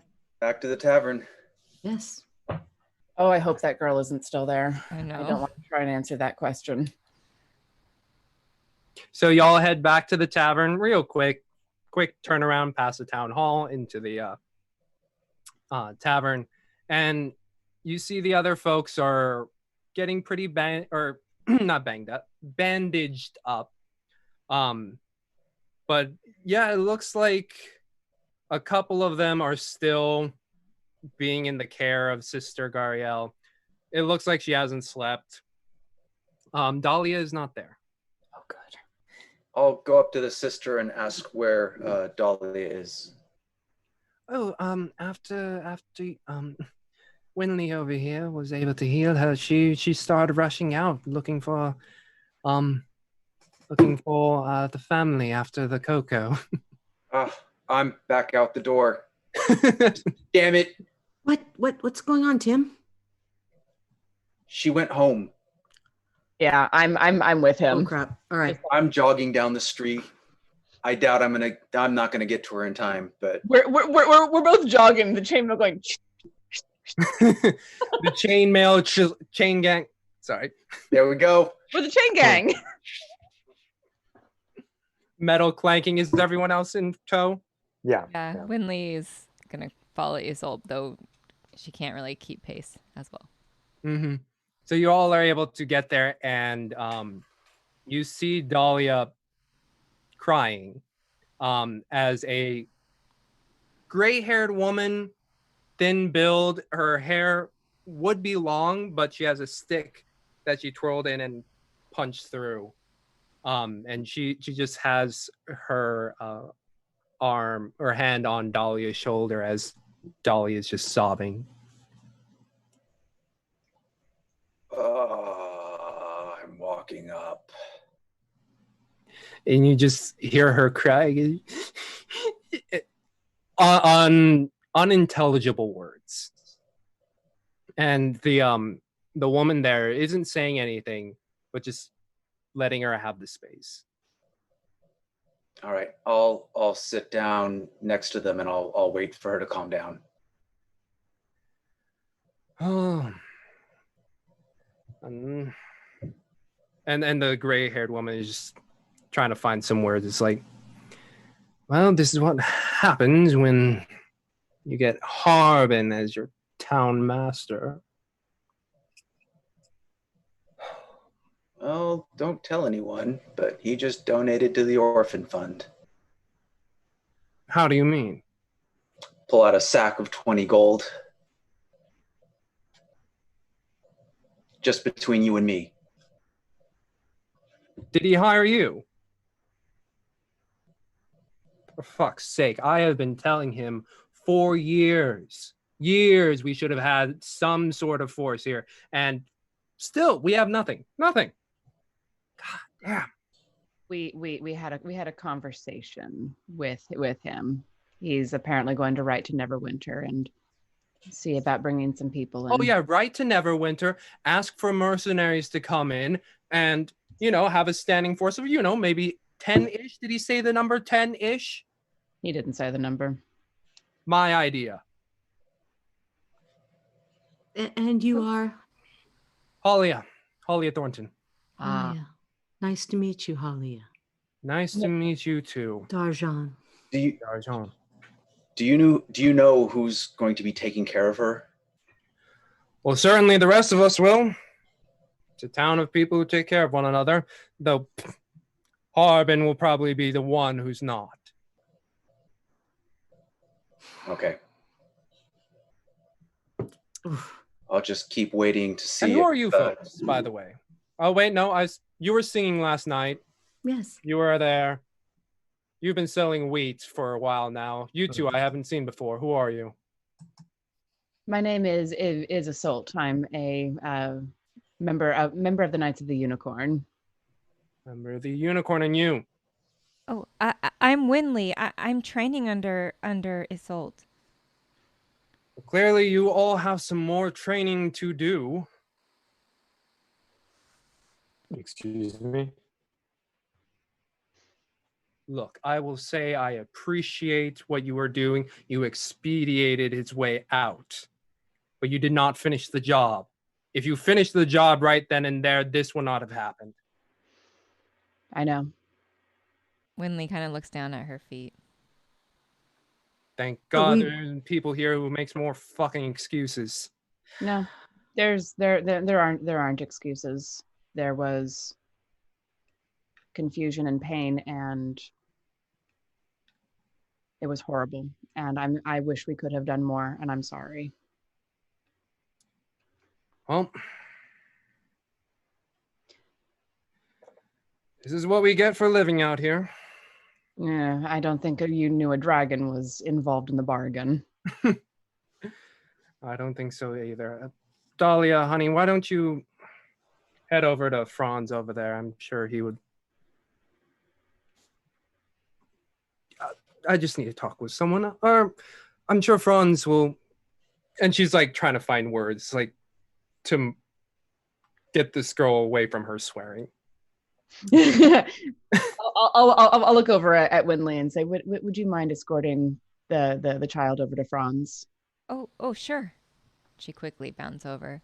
Do I think that I can talk to her and that she'll listen and understand? You mean Dahlia? Yeah. She's gotten to the point where it's just like the tears are still coming, but the sounds have stopped. Okay. I am no good at this. Here, I kneel down. Open your hands. She one hand in Winley's, puts out one hand. All right, and I put the bag of coins in her hand. You hold on to these. You might need them. They're not going to make things better, but they can help. Be careful how you use them. And then the tears just keep streaming through, and then she just kind of slowly puts it closer to her chest as she gives you like a little nod. All right. And then she turns and starts walking with Winley over to Franz, a blonde-haired boy, just doing the best he can to help fix the building. Kind of sitting on the side a little bit, handing off nails and stuff. That was nice, Tim, but did you have to give her all of it? Oh, I'm not even going to say anything. I'll walk away at that. So yes, we had a conversation with Harbin, along with apparently right into Neverwinter. He has asked us to go to the gnomes and ask for mechanical contraptions to help defend the town. Oh, decent idea.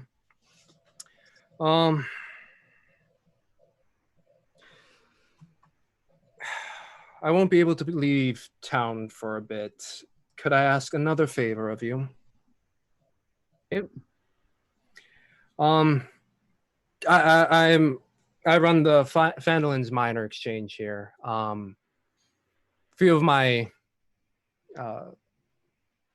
miners that work directly under me are still out and about.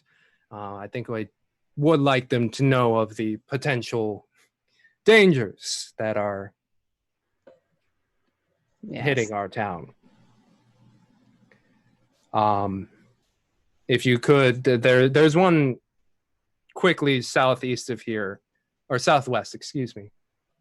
Two of my miners are over there. What is their names? Dazzlin and Norbus, two dwarves. If you could just let them know. Is that in the? By any chance, is that in the same direction as the gnomes? Oh, Noman. Oh, did he not tell you where to go? This is Harbin. All right. Hey, he just keep working on that roof there. Make sure the shingles are on nice and tight. Come with me to the exchange. And we'll follow her. I'll follow her at least. Yeah. Yeah, and let's see. Where is that? Is that south? I do believe. Yeah, it's south. It's kind of close to Harbin's house, but not, like a few buildings over and like on the opposite side of the street. And she opens the door, and you see Lem and Lem in there doing paperwork. And she's like, how's it going so far, folks? And they're like, well, it's boss, it's not writing a report on a dragon. Very a lot of descriptors, one must say. Well, keep at it. We'll be up on this one a while. And I'll wave to him, to Lem. Hello. Oh, hello. Are you coming to work with the fine Miss Thornton here? We're trying to help out the town as best we can. Ah, I see. Well, we appreciate it. I knew. Wrestlers. We have kindred spirit. You are strong in body and heart. Well, yes, just back this way over here. And she leads you to the back, and she looks through, or she pulls out her desk, a desk drawer, and she like ruffles through some papers, and she's like, all right, here we go. And she pulls out a map. Ah. And if you look at roll 20. What? We get a map? You guys get a map. Ooh. Squee. Yes. As you can see, it's, well, blank. Down here on the southern end, we have Phandalin. And let's see. Let me see. And then she pulls out a quick reference sheet. And she's like, okay, yeah. So the dwarves are on this end over here. Oh, can I change color? Let's make that black. There we go. Down here. Okay. And gnomes from Gnomengard are along this way to the southeast. I don't want to say which one should take priority, but if you could tell my people just in case, that'd be grand. I think Harbin's little treasure hunt can wait a few. Let's split the party. Let's not and say we did. Can I ask a somewhat impertinent question? Impertinate away. Fantastic. How the hell is he the town leader? Have you seen his house? Yes. Second story bathroom. That's why he's the leader. His bathroom's on the second story. At least one. Wow. At least one. Shush. Probably shitting a lot too, so he probably needs a second one. Thank you. Oh, sorry. No, laugh away in here. We laugh at Harbin's expense all the time, right, Lem? Yes, we do. All right. I'll look at the others, shall we? Yeah, if you just head southwest of here, you'll hit the Miners Trail. Take you over there pretty quickly. It's about a 15-mile journey. It should take you about 5-ish hours. All right. Yeah. All right. And I'll look over outside. and I'll look over at Winley and grin and say, I think we're going to be camping tonight. And I'll look over at Tim and say, we gotta talk. I'd be a black kitty. Well, we're gonna. What was our kitty? What? She's a kitty. Kitty, cat. What? Oh. Kitty knew they were on camera. That was awesome. Went right up. Another dragon. A black dragon. Damn it. Yeah, we can. Folks, on Quest and Chaos, we also bring you animal shows. Animal Planet, eat your heart out. Come on, man. We already had a dragon. Why not a cat? True. That cat is actually bigger than the dragon. Ooh. All right. Well then, let's gather up our things and get going, I suppose. Easy enough. You guys pack up your stuff from Torblin's area, and he's like, will you guys be back soon? Hopefully. Within the next day or two at the outside. All right. Well, I don't know if anybody's thanked y'all yet, but thank you. Oh, that's very nice of you. Just remember, Starjan. Yes, Darjan. I wish your music was the end of that night. It was quite spectacular. Oh, thank you. I'm glad that we were able to help, and I hope that we are able to continue to help. I hope so too. Well, gotta help the sister out. Safe travels, all. Thank you. I want to ask the group: should I bring Bessie along for this, or should we board her? I don't want her getting hurt. I do not want her getting hurt. Well, we have a lot of stuff to carry. That would be nice to have. But yeah, I don't know. Does she like mountains? She does, actually. Why don't we bring her along? Okay.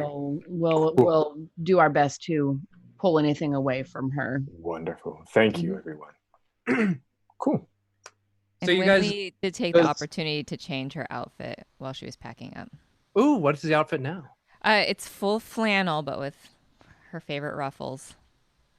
That's how that was her camping outfit. She's as long as it's warmer than that leather dress thing. It has sleeves. It has sleeves. That will get a smile of approval from Assault. Merkel walks over. It's like, are you only going to be wearing that? No, and then she plops a fur cap, a matching fur cap on her head, but that's all. Oh, right. Are you sure you're from the Dalelands? Well, we were there for many years, not originally.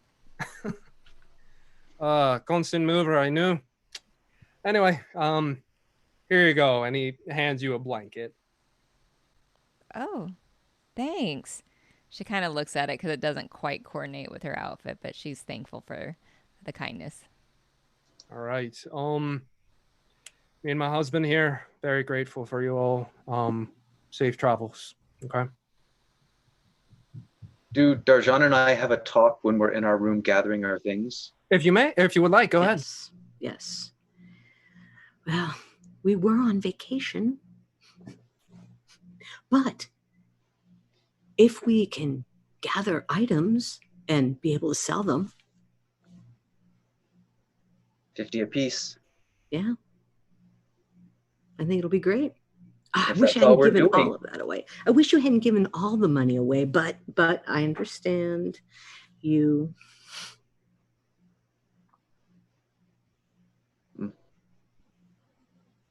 Well, I don't regret it. You never do. But we do have to make a plan, though, because I didn't get the money. I didn't get the cash. So we have to make sure we get our bit of it. I don't think we have to worry about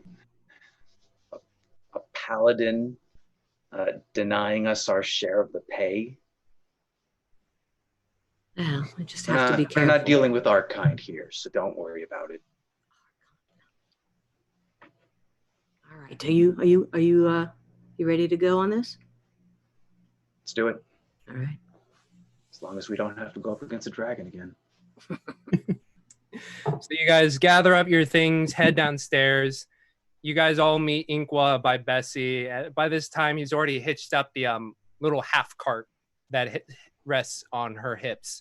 For Inqua, it was carrying a bunch of wheat and grain, and now it's largely empty. So, could I just?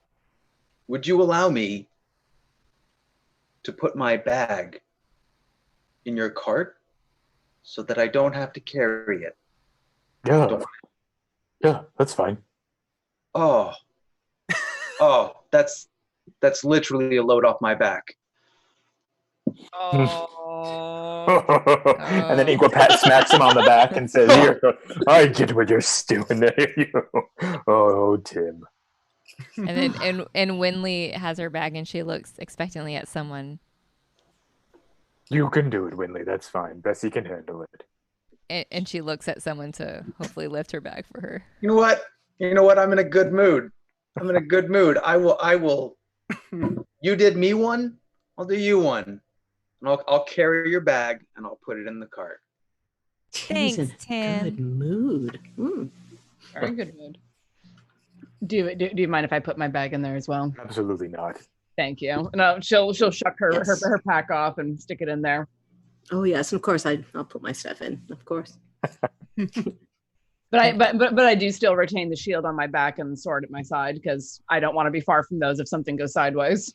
Mm-hmm, mm-hmm. And as everyone's putting their bags in, Winley's also touching up Bessie's hair.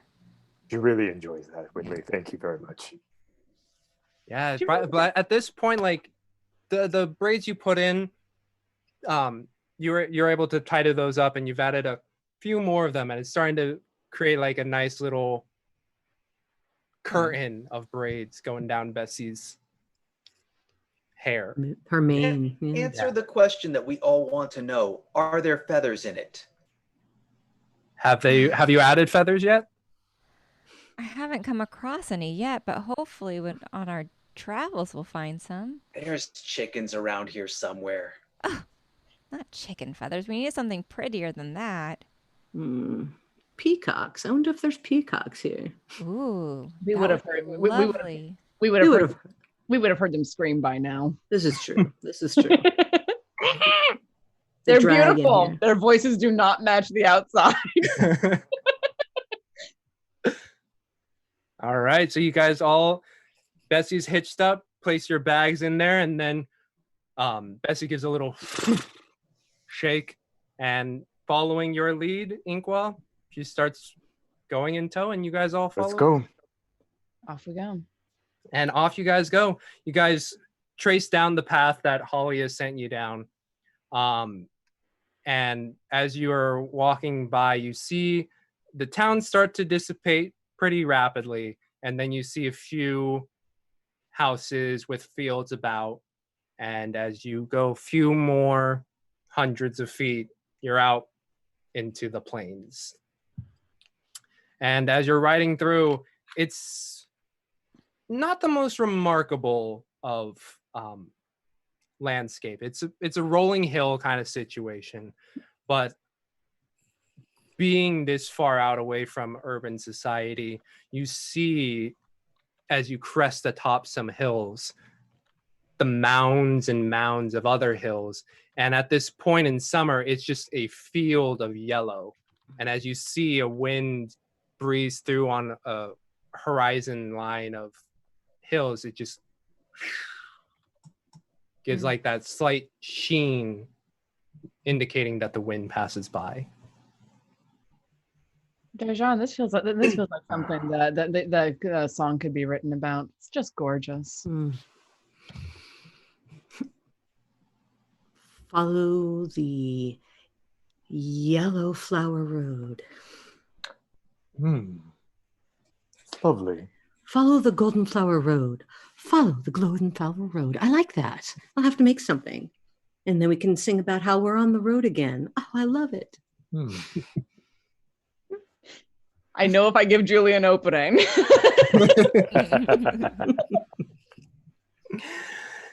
And as you ride through the hills, you hear Darjon giving like, trying to find that music within the land that Darjon sees about her. As you pass through, you guys do see on one hill like a tree, but it's long been dead. And it's kind of crooked in its placement on this hill, but it's still arching upward with the branches kind of getting a little twisted and gnarled. And it's the one thing you've seen out in the hill distance where it's like, that's slightly unique.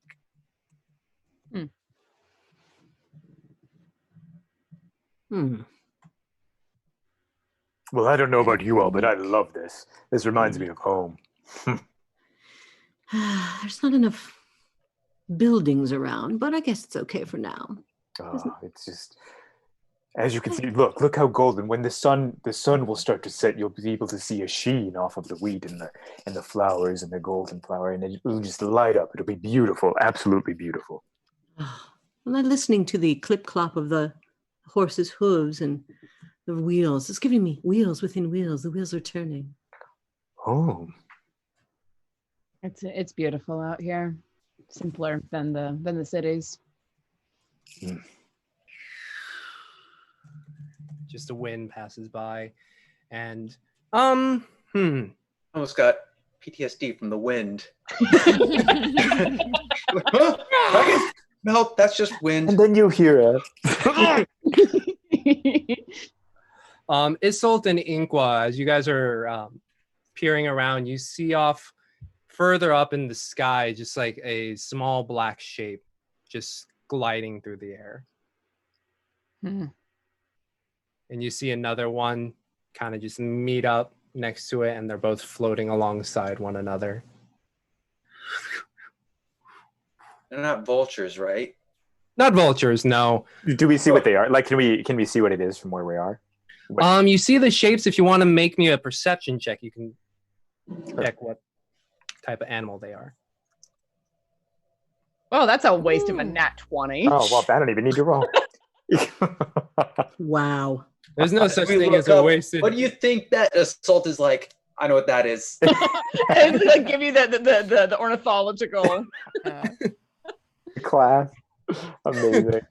You look at it, and it is a red-breasted hawk. And I'll relay that back to Inqua. I wonder what she's hunting. Shoot it down, we could get feathers for your horse. Oh no, we can't kill for the feathers. Or food. We have food. No sense in taking a life if we don't have to. And then in a dramatic turn, you just see one of the hawks just go. Yep, they have no problem killing. And then you just hear, like, you see the grass do a little rustle. And then the other one, not as steep as a dive, comes in and joins below the grass line. Are we passing relatively close to that as we're going? You're getting close. I would say it's about 50 feet off. It's not a well-worn pathway. It's still kind of bumpy. Sure. And especially with just the simple half cart, you do hear a little like a as the cart just kind of bounds on rocks that are unseen underneath the grass. Okay, I'll like look over as we're getting close to catch a glimpse of the hawks and what they're up to. You see one. Curious about what they caught. Yeah. With that nat 20, you were able to like pinpoint. It's like they're right there. And as you pass by, you see both of them like ripping into a rabbit. So there are rabbits here. Ooh, good. Good to know if we need to camp out tonight. Mm-hmm. Mm-hmm. And as you ride along, it's Poor Winley. Yeah, Winley kind of looks away. Oh. As you ride along, it's well, let's see, it would be September-ish time for our world, and so yeah, it's starting to hit around like 6 or 7 after your day. You guys did sleep for quite a while to recuperate after. And as Inqua said, the sun is starting to settle down, and it's starting to give the yellow hues of the grasslands a more orange, and in some cases, in some shadows, as like a cloud passes by, a purple, and it's just this rolling wave of oranges and purples fluttering through in the wind. This was my favorite part of the night. Every night, it just looks like the entire plane is on aflame. It's beautiful. And just you wait. In about an hour or two, you'll be able to look up. You can see all of the galaxies. It's absolutely beautiful. There's nothing like the open stars. I agree. Where are we gonna sleep? Her a nod. Yeah, we should find a nice flat spot where we can set up a fire. She's right. Based off of the map that you were given for Halia, you see that if you go for about another hour, you'd probably make it to where you need to be. Okay. There's another city there. Press on to that. I imagine it's not a city, but maybe a mining encampment. Mm-hmm. Yeah. So as you, as Bessie clops along, and you guys are walking next to her, you start to see out of the horizon line a slowly rising kind of cliffside. And as you guys level out into a less grassy area, the dirt starts to take more prominent sound as your feet crunch in, and you see this canyon wall, and in it there's an indentation where it's like, that's probably where you need to go. Okay. All right. So we'll aim in that direction. Mm-hmm. And as you do, you guys make it over, and the canyon wall is maybe about 50 feet high. But as you reach into this indentation, you start to walk in, and it's actually a canyon. And you walk along it, and the path naturally winds in and out. And make me, whoever would like to, a survival check, and I believe Inqua with advantage. I was going to say, is this not? Are we in the mountains right now? Technically, or no? Let's see. What are the other environments? But for now, just roll a d20 while I quickly look. Okay.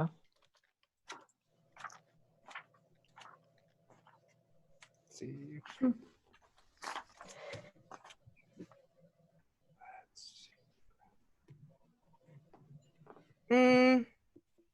Let's see. It's close to the grasslands, but it could also be leading up into the mountain. I would say, yeah, advantage if you like. Do it. Yeah, to take the advantage. There we go. You rolled like the rest of us, except for us. This is awful. A 9 and a 16. Wait, your survival is a +0? Mine? Yeah. Oh no, I'm sorry. I thought it was rolling something else. No, well, we could just add +4 to both of those then.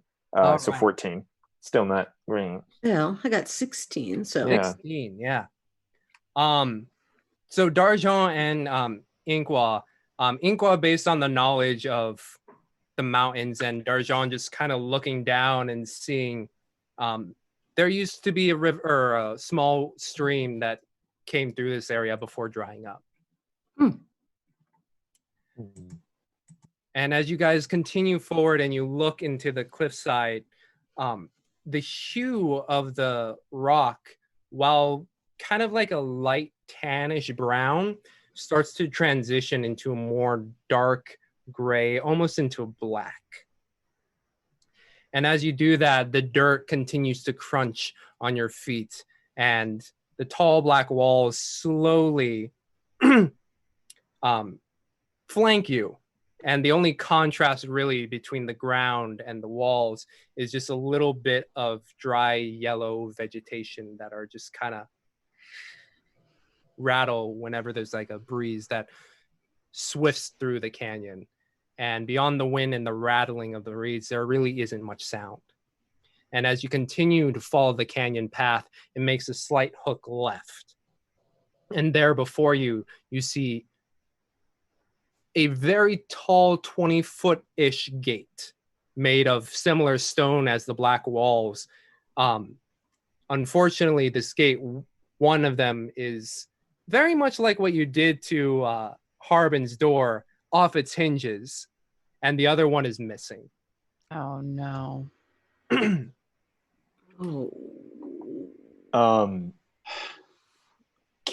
Can we look around to see if there's any tracks or any type of something around where the But yeah, based on your two respective checks, the only tracks that you see are the ones that you left behind. Okay. So we don't have any idea of how long these gates have been open. And do we see dragon claw marks on them? Not to be paranoid or anything, but I'm incredibly paranoid right now. No, it's valid. You do not see any dragon claw marks. Is it paranoia if the DM is out to get you? So, should we sleep somewhere else tonight? Or are we looking for survivors? I think we need to find out what happened. Yes, she would want to know before we went back. Are we finding out tonight? Or are we finding out tomorrow? Well, the question for me is, do we want to sleep outside of whatever might have happened in there?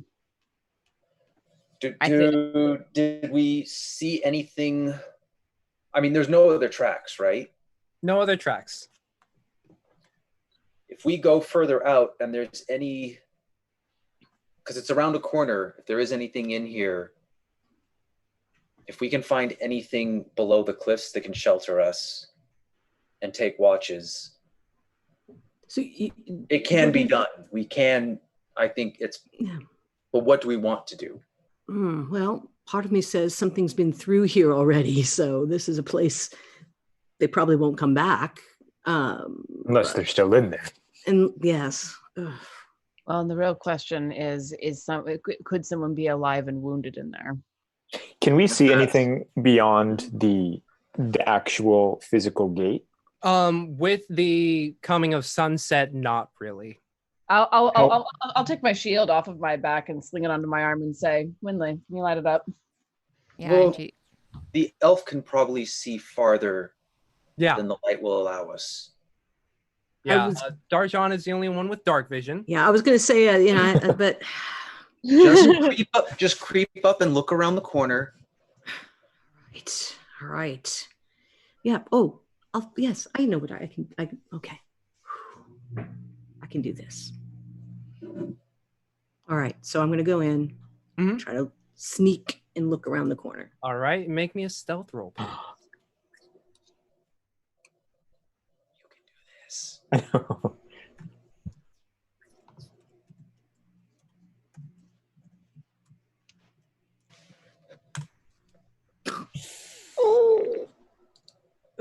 I will point out that we do have inspiration. Absolutely, yeah, please. Yeah.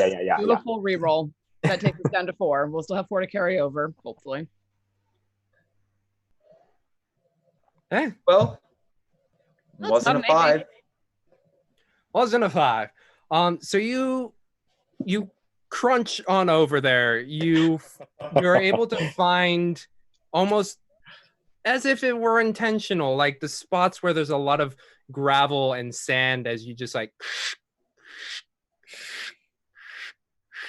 and you just see her going like crunch, crunch, crunch all the way over. Darjon's like, I'm what are you doing? And you peer over on the unhinged door and you look in, and for you with your dark vision, it's basically kind of grayscale where you are able to see shapes but not really colors. And from this cavern that you are able to look into, you see foundations of buildings, but no other structures. You do see over on like the far left side of you, there are a few crates that look very different compared to the others. Like compared to the surrounding area. Yeah. But I'm not seeing any movement. I'm not seeing any... You're not seeing any movement, but could you make me a perception check? I hope so. You've used up all the bad rolls. You're due. Yes. Let me see. Let me just check real quick. Okay, yeah, just a second. Let's see. Yeah. Yes. Yay. Very nice. With the dirty 20, you hear a slight sound of a song. Of a saw. Song. Excuse me. A song. Okay, Yeah. gotcha. Oh, wow. Yeah. That's what I thought. I thought her slight sound of a saw, and I was like, a slight song. Mm-hmm. But I can't tell what kind of song it is. Do I like it? It's got a kind of lilt to it, but every few seconds it like goes up and stops. And then da da da da da da da da da da da da da. And like it just keeps going like that. Okay. I'll come back. Crunch, crunch, crunch, crunch, crunch. I'm hearing a song. I'm hearing a lilting song. Something is in here, but the song? I think we should go see it. Is someone singing? Someone. I hear a lilting song. A few notes and then it stops and starts again. Can you guide us without us using any light to announce our presence? Yeah, everybody hold hands.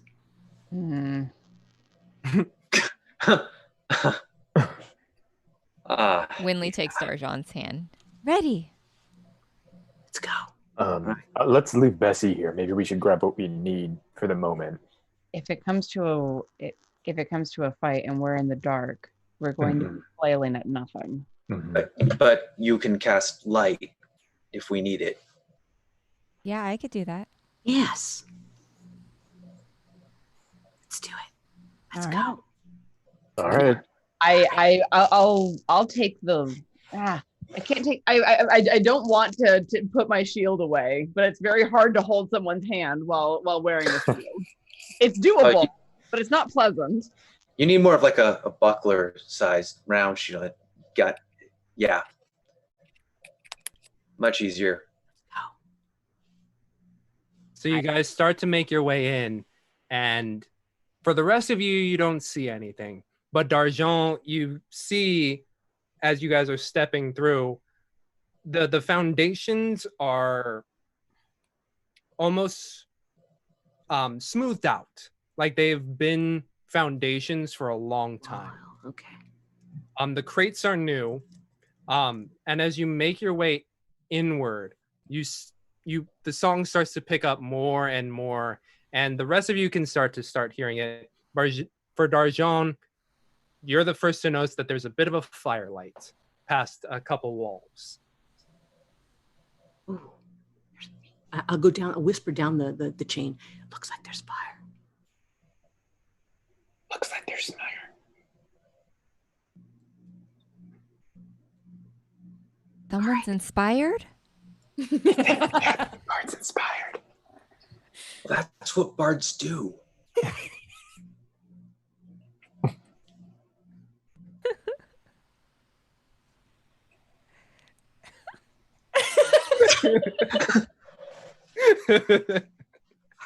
So Wonderful.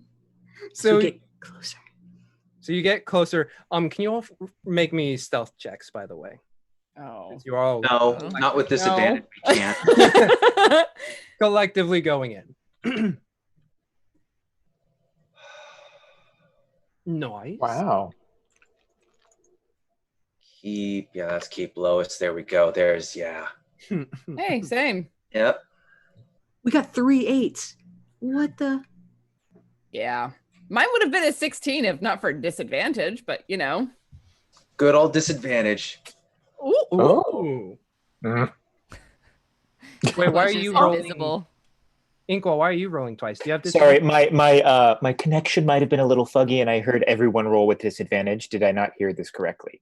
Oh no, just Nick and Tiana roll. Well, then I'm gonna keep that natural 20. I mean, let's keep that natural 20.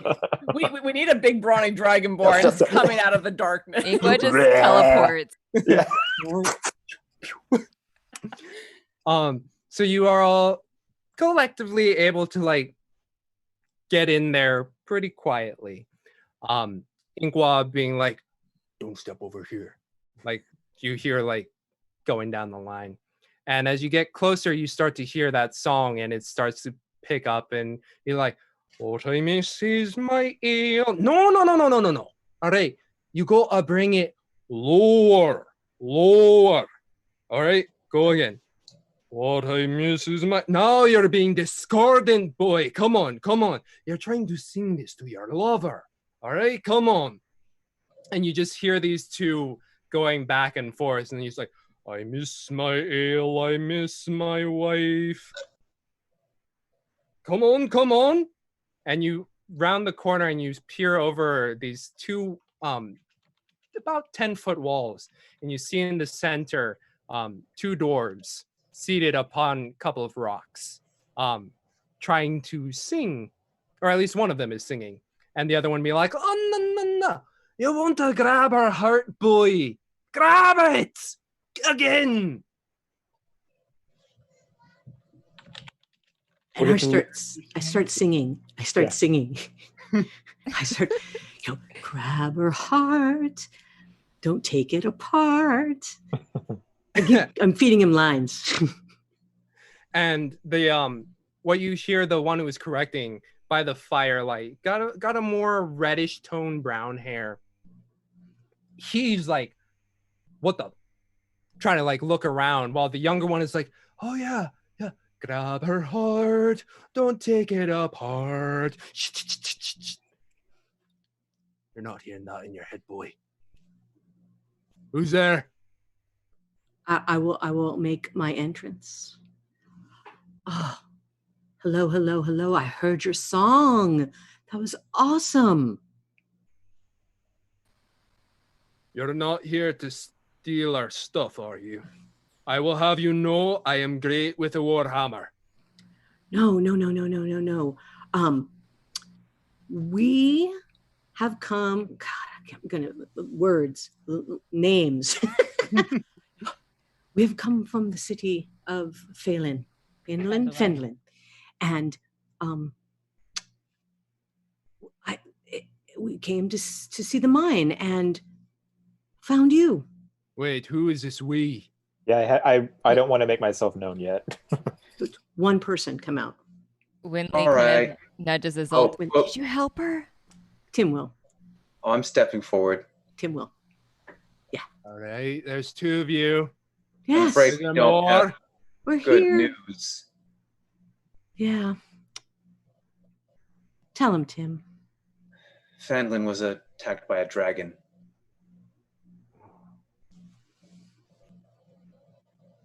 Okay. Wait. How do I know you're just not trying to make us leave this mine so that you can take what's inside? No, we told for them to. I just think we were told to let you know that there's a dragon about in case you head back. I actually wasn't paying attention for that conversation. No, your boss, the mining boss of Finland. What's her name?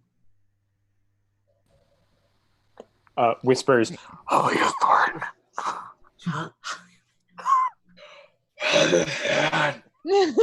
All right, down the line. Her name Whispers down the line behind you. All right, there's a 3rd one. Come on out.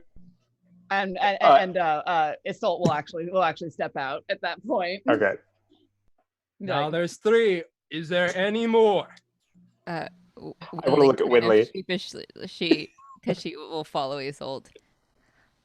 Oh, there you guys are. Yeah. I still There don't want we to are, make myself Norbus. known. Make sure you got your hand on that crossbow. Is there any others? There's a horse. There's a horse. Oh, beat you to it. All right. Are there any others of you? Are there any others? No, it's just us two. Oh, okay. And then after hearing that, I'll yell, "Tim, have you? I'm coming up the end. 1 sec, I'll be right there." And then like wait about 5 seconds, and then go, like walk into the thing and be like, "Oh, hello," to the two. All right. Oh, we're finally here. We're finally all here. We were sent, and we've been looking in this incredible area to try to find you all and let you know. Your boss told us to come and find you. Who actually took the message down? Who knows what we're supposed to tell them? I was preoccupied. Is this Dazzlin? Are your names Dazzlin and Nobos? Yes, my name's Dazzlin. Oh, the blonde one is Norbus. Hello there. Great. Hi. Hello, you are one ugly bunch of people.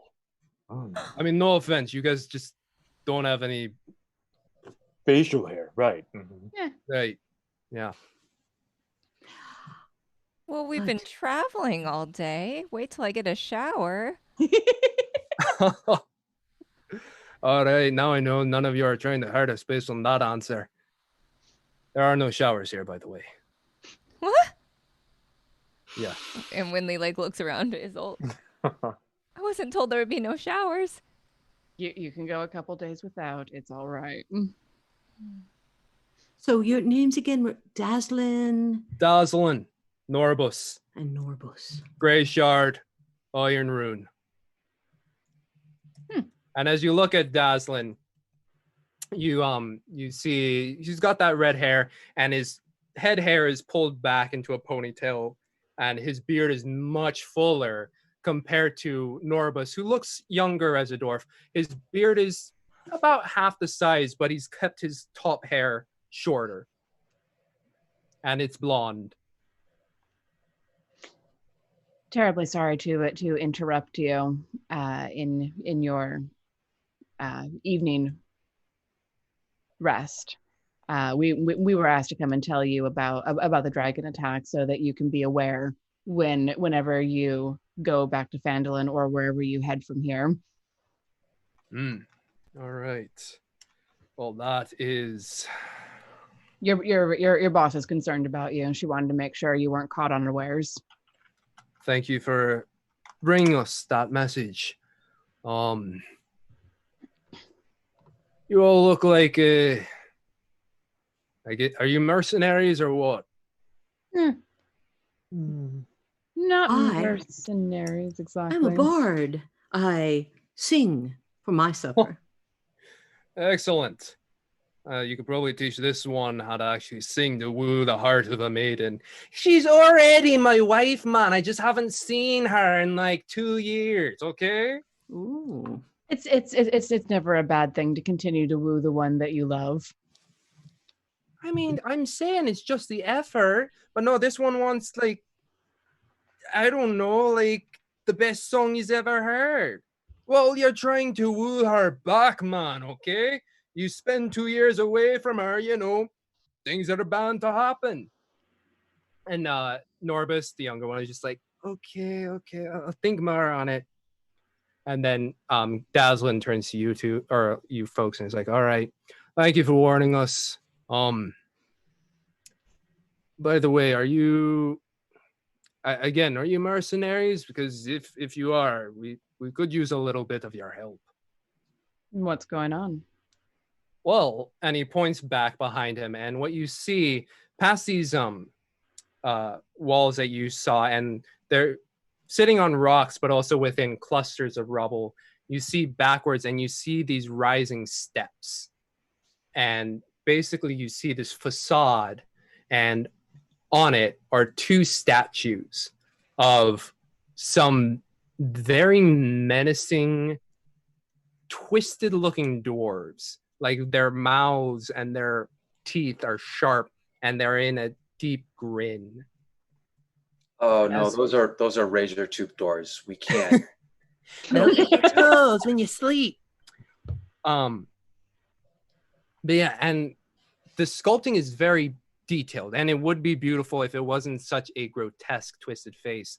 But he points back, it's like, obviously we've been trying to mine here, and we were making our way through, seeing what we could find. Used to be a dwarven settlement here.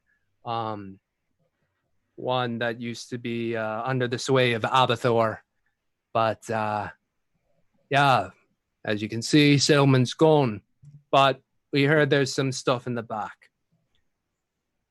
While we were back there, we saw a couple of less than savory things, kind of goopy.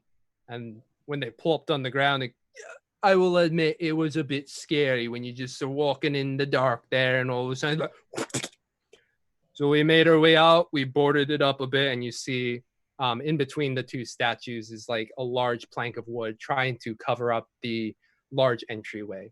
And he's like, if you're able to take those out for us so we can continue our work. Yo, Norbis, you still got the things you found? He's like, you mean these? And he hucks two little stones over. He's like, with these two things, you are, how do I put it? Here. And who gets it thrown to them? 1, 2, 3, 4. Isolt. Yep. A small rock is tossed over to you. I'll catch it. Put it close to your ear. Can you hear what I'm saying? Sending stones. Yeah. Hey, you. Passes it to Winley. He tries to catch it, but it fumbles a little, so she has to pick it up off the ground. Hey, don't drop those. Those are pretty nice. Try whispering into it. Hello? Hold it up to your ear. She kind of she heard a little bit coming out of it, and she holds it up to her ear. Stones of sending. You can cast sending off of the rocks. And Winley perks up. It was like you're right in my ear. Creepy, isn't it? All right, pass him back. Toss it back to him. Winley like begrudgingly looks, and she tosses it, but it only goes like half the distance. You work on your catching and your throwing. Walks over. These two are yours for you, whole group. If you're able to take care of those monsters in the back, how about it? Sending stones are quite valuable. But goop monsters are made of goop. This sounds like an accurate statement. You already said there were no showers. All right, that's 2 against. I mean, I'm always down to get goopy, but... A song in there somewhere. Yes, I believe so. All eyes rest on Darjan. 2 for 2 against. I can inspire you all. I will say that, okay. How about this? Anything you find back there is also yours. Ooh. In addition to these two. Do you know what the goops are? I'll be honest, damn near pissed my pants. But they kind of just went. And yeah, we've been kind of sitting here working on a couple rooms. But besides that, we're not. Yeah. Well, if there's no rush on it, as we said, we have been traveling all day. It might be a good idea to get some rest before we go tackling goop. Yes. Thinking metagaming a tiny bit, thinking about the cleric with no spell slots. Like 1, but yes, Me being tired. And we did have some extra temp points, but I can which was very useful. I brought my book of affirmations. I'll give you guys a pep talk tomorrow morning. Sounds good to me. Do you mind if we camp in the vicinity? Oh, I mean, you certainly share the fire with us. You wouldn't happen to have brought any good food. We missed Harvest Tide, obviously. Oh, I'm so sorry. We only have our rations. Ah, shit. I know, I'm sorry. Oh, Norbis, it looks like another ration night. And Norbis is just like, yeah, I know. It's gonna happen anyway. We missed our chance to hunt rabbit. It's true. But we can delight your ears with a song. Gestures to Darjan. Yeah, maybe you can teach on us the spot how to sing it. Dance, monkey, dance. Yes.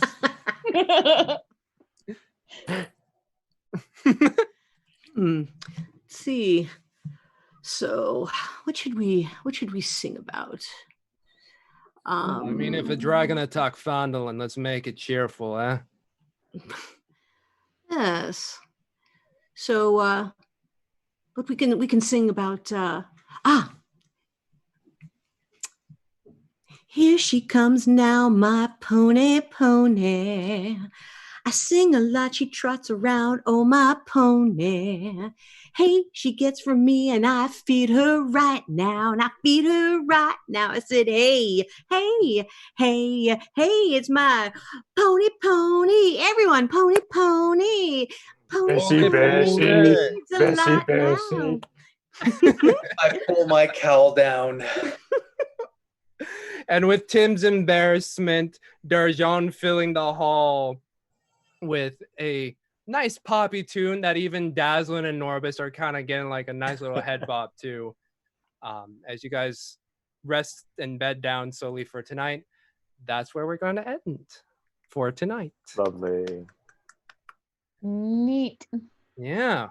We start off hard with single child orphanism, and then we end with good old 1960s pop rendition. 80s. That's more Billy Idol-esque. Oh, we got a total. We got a raid from, I'm assuming, Total Party Chill.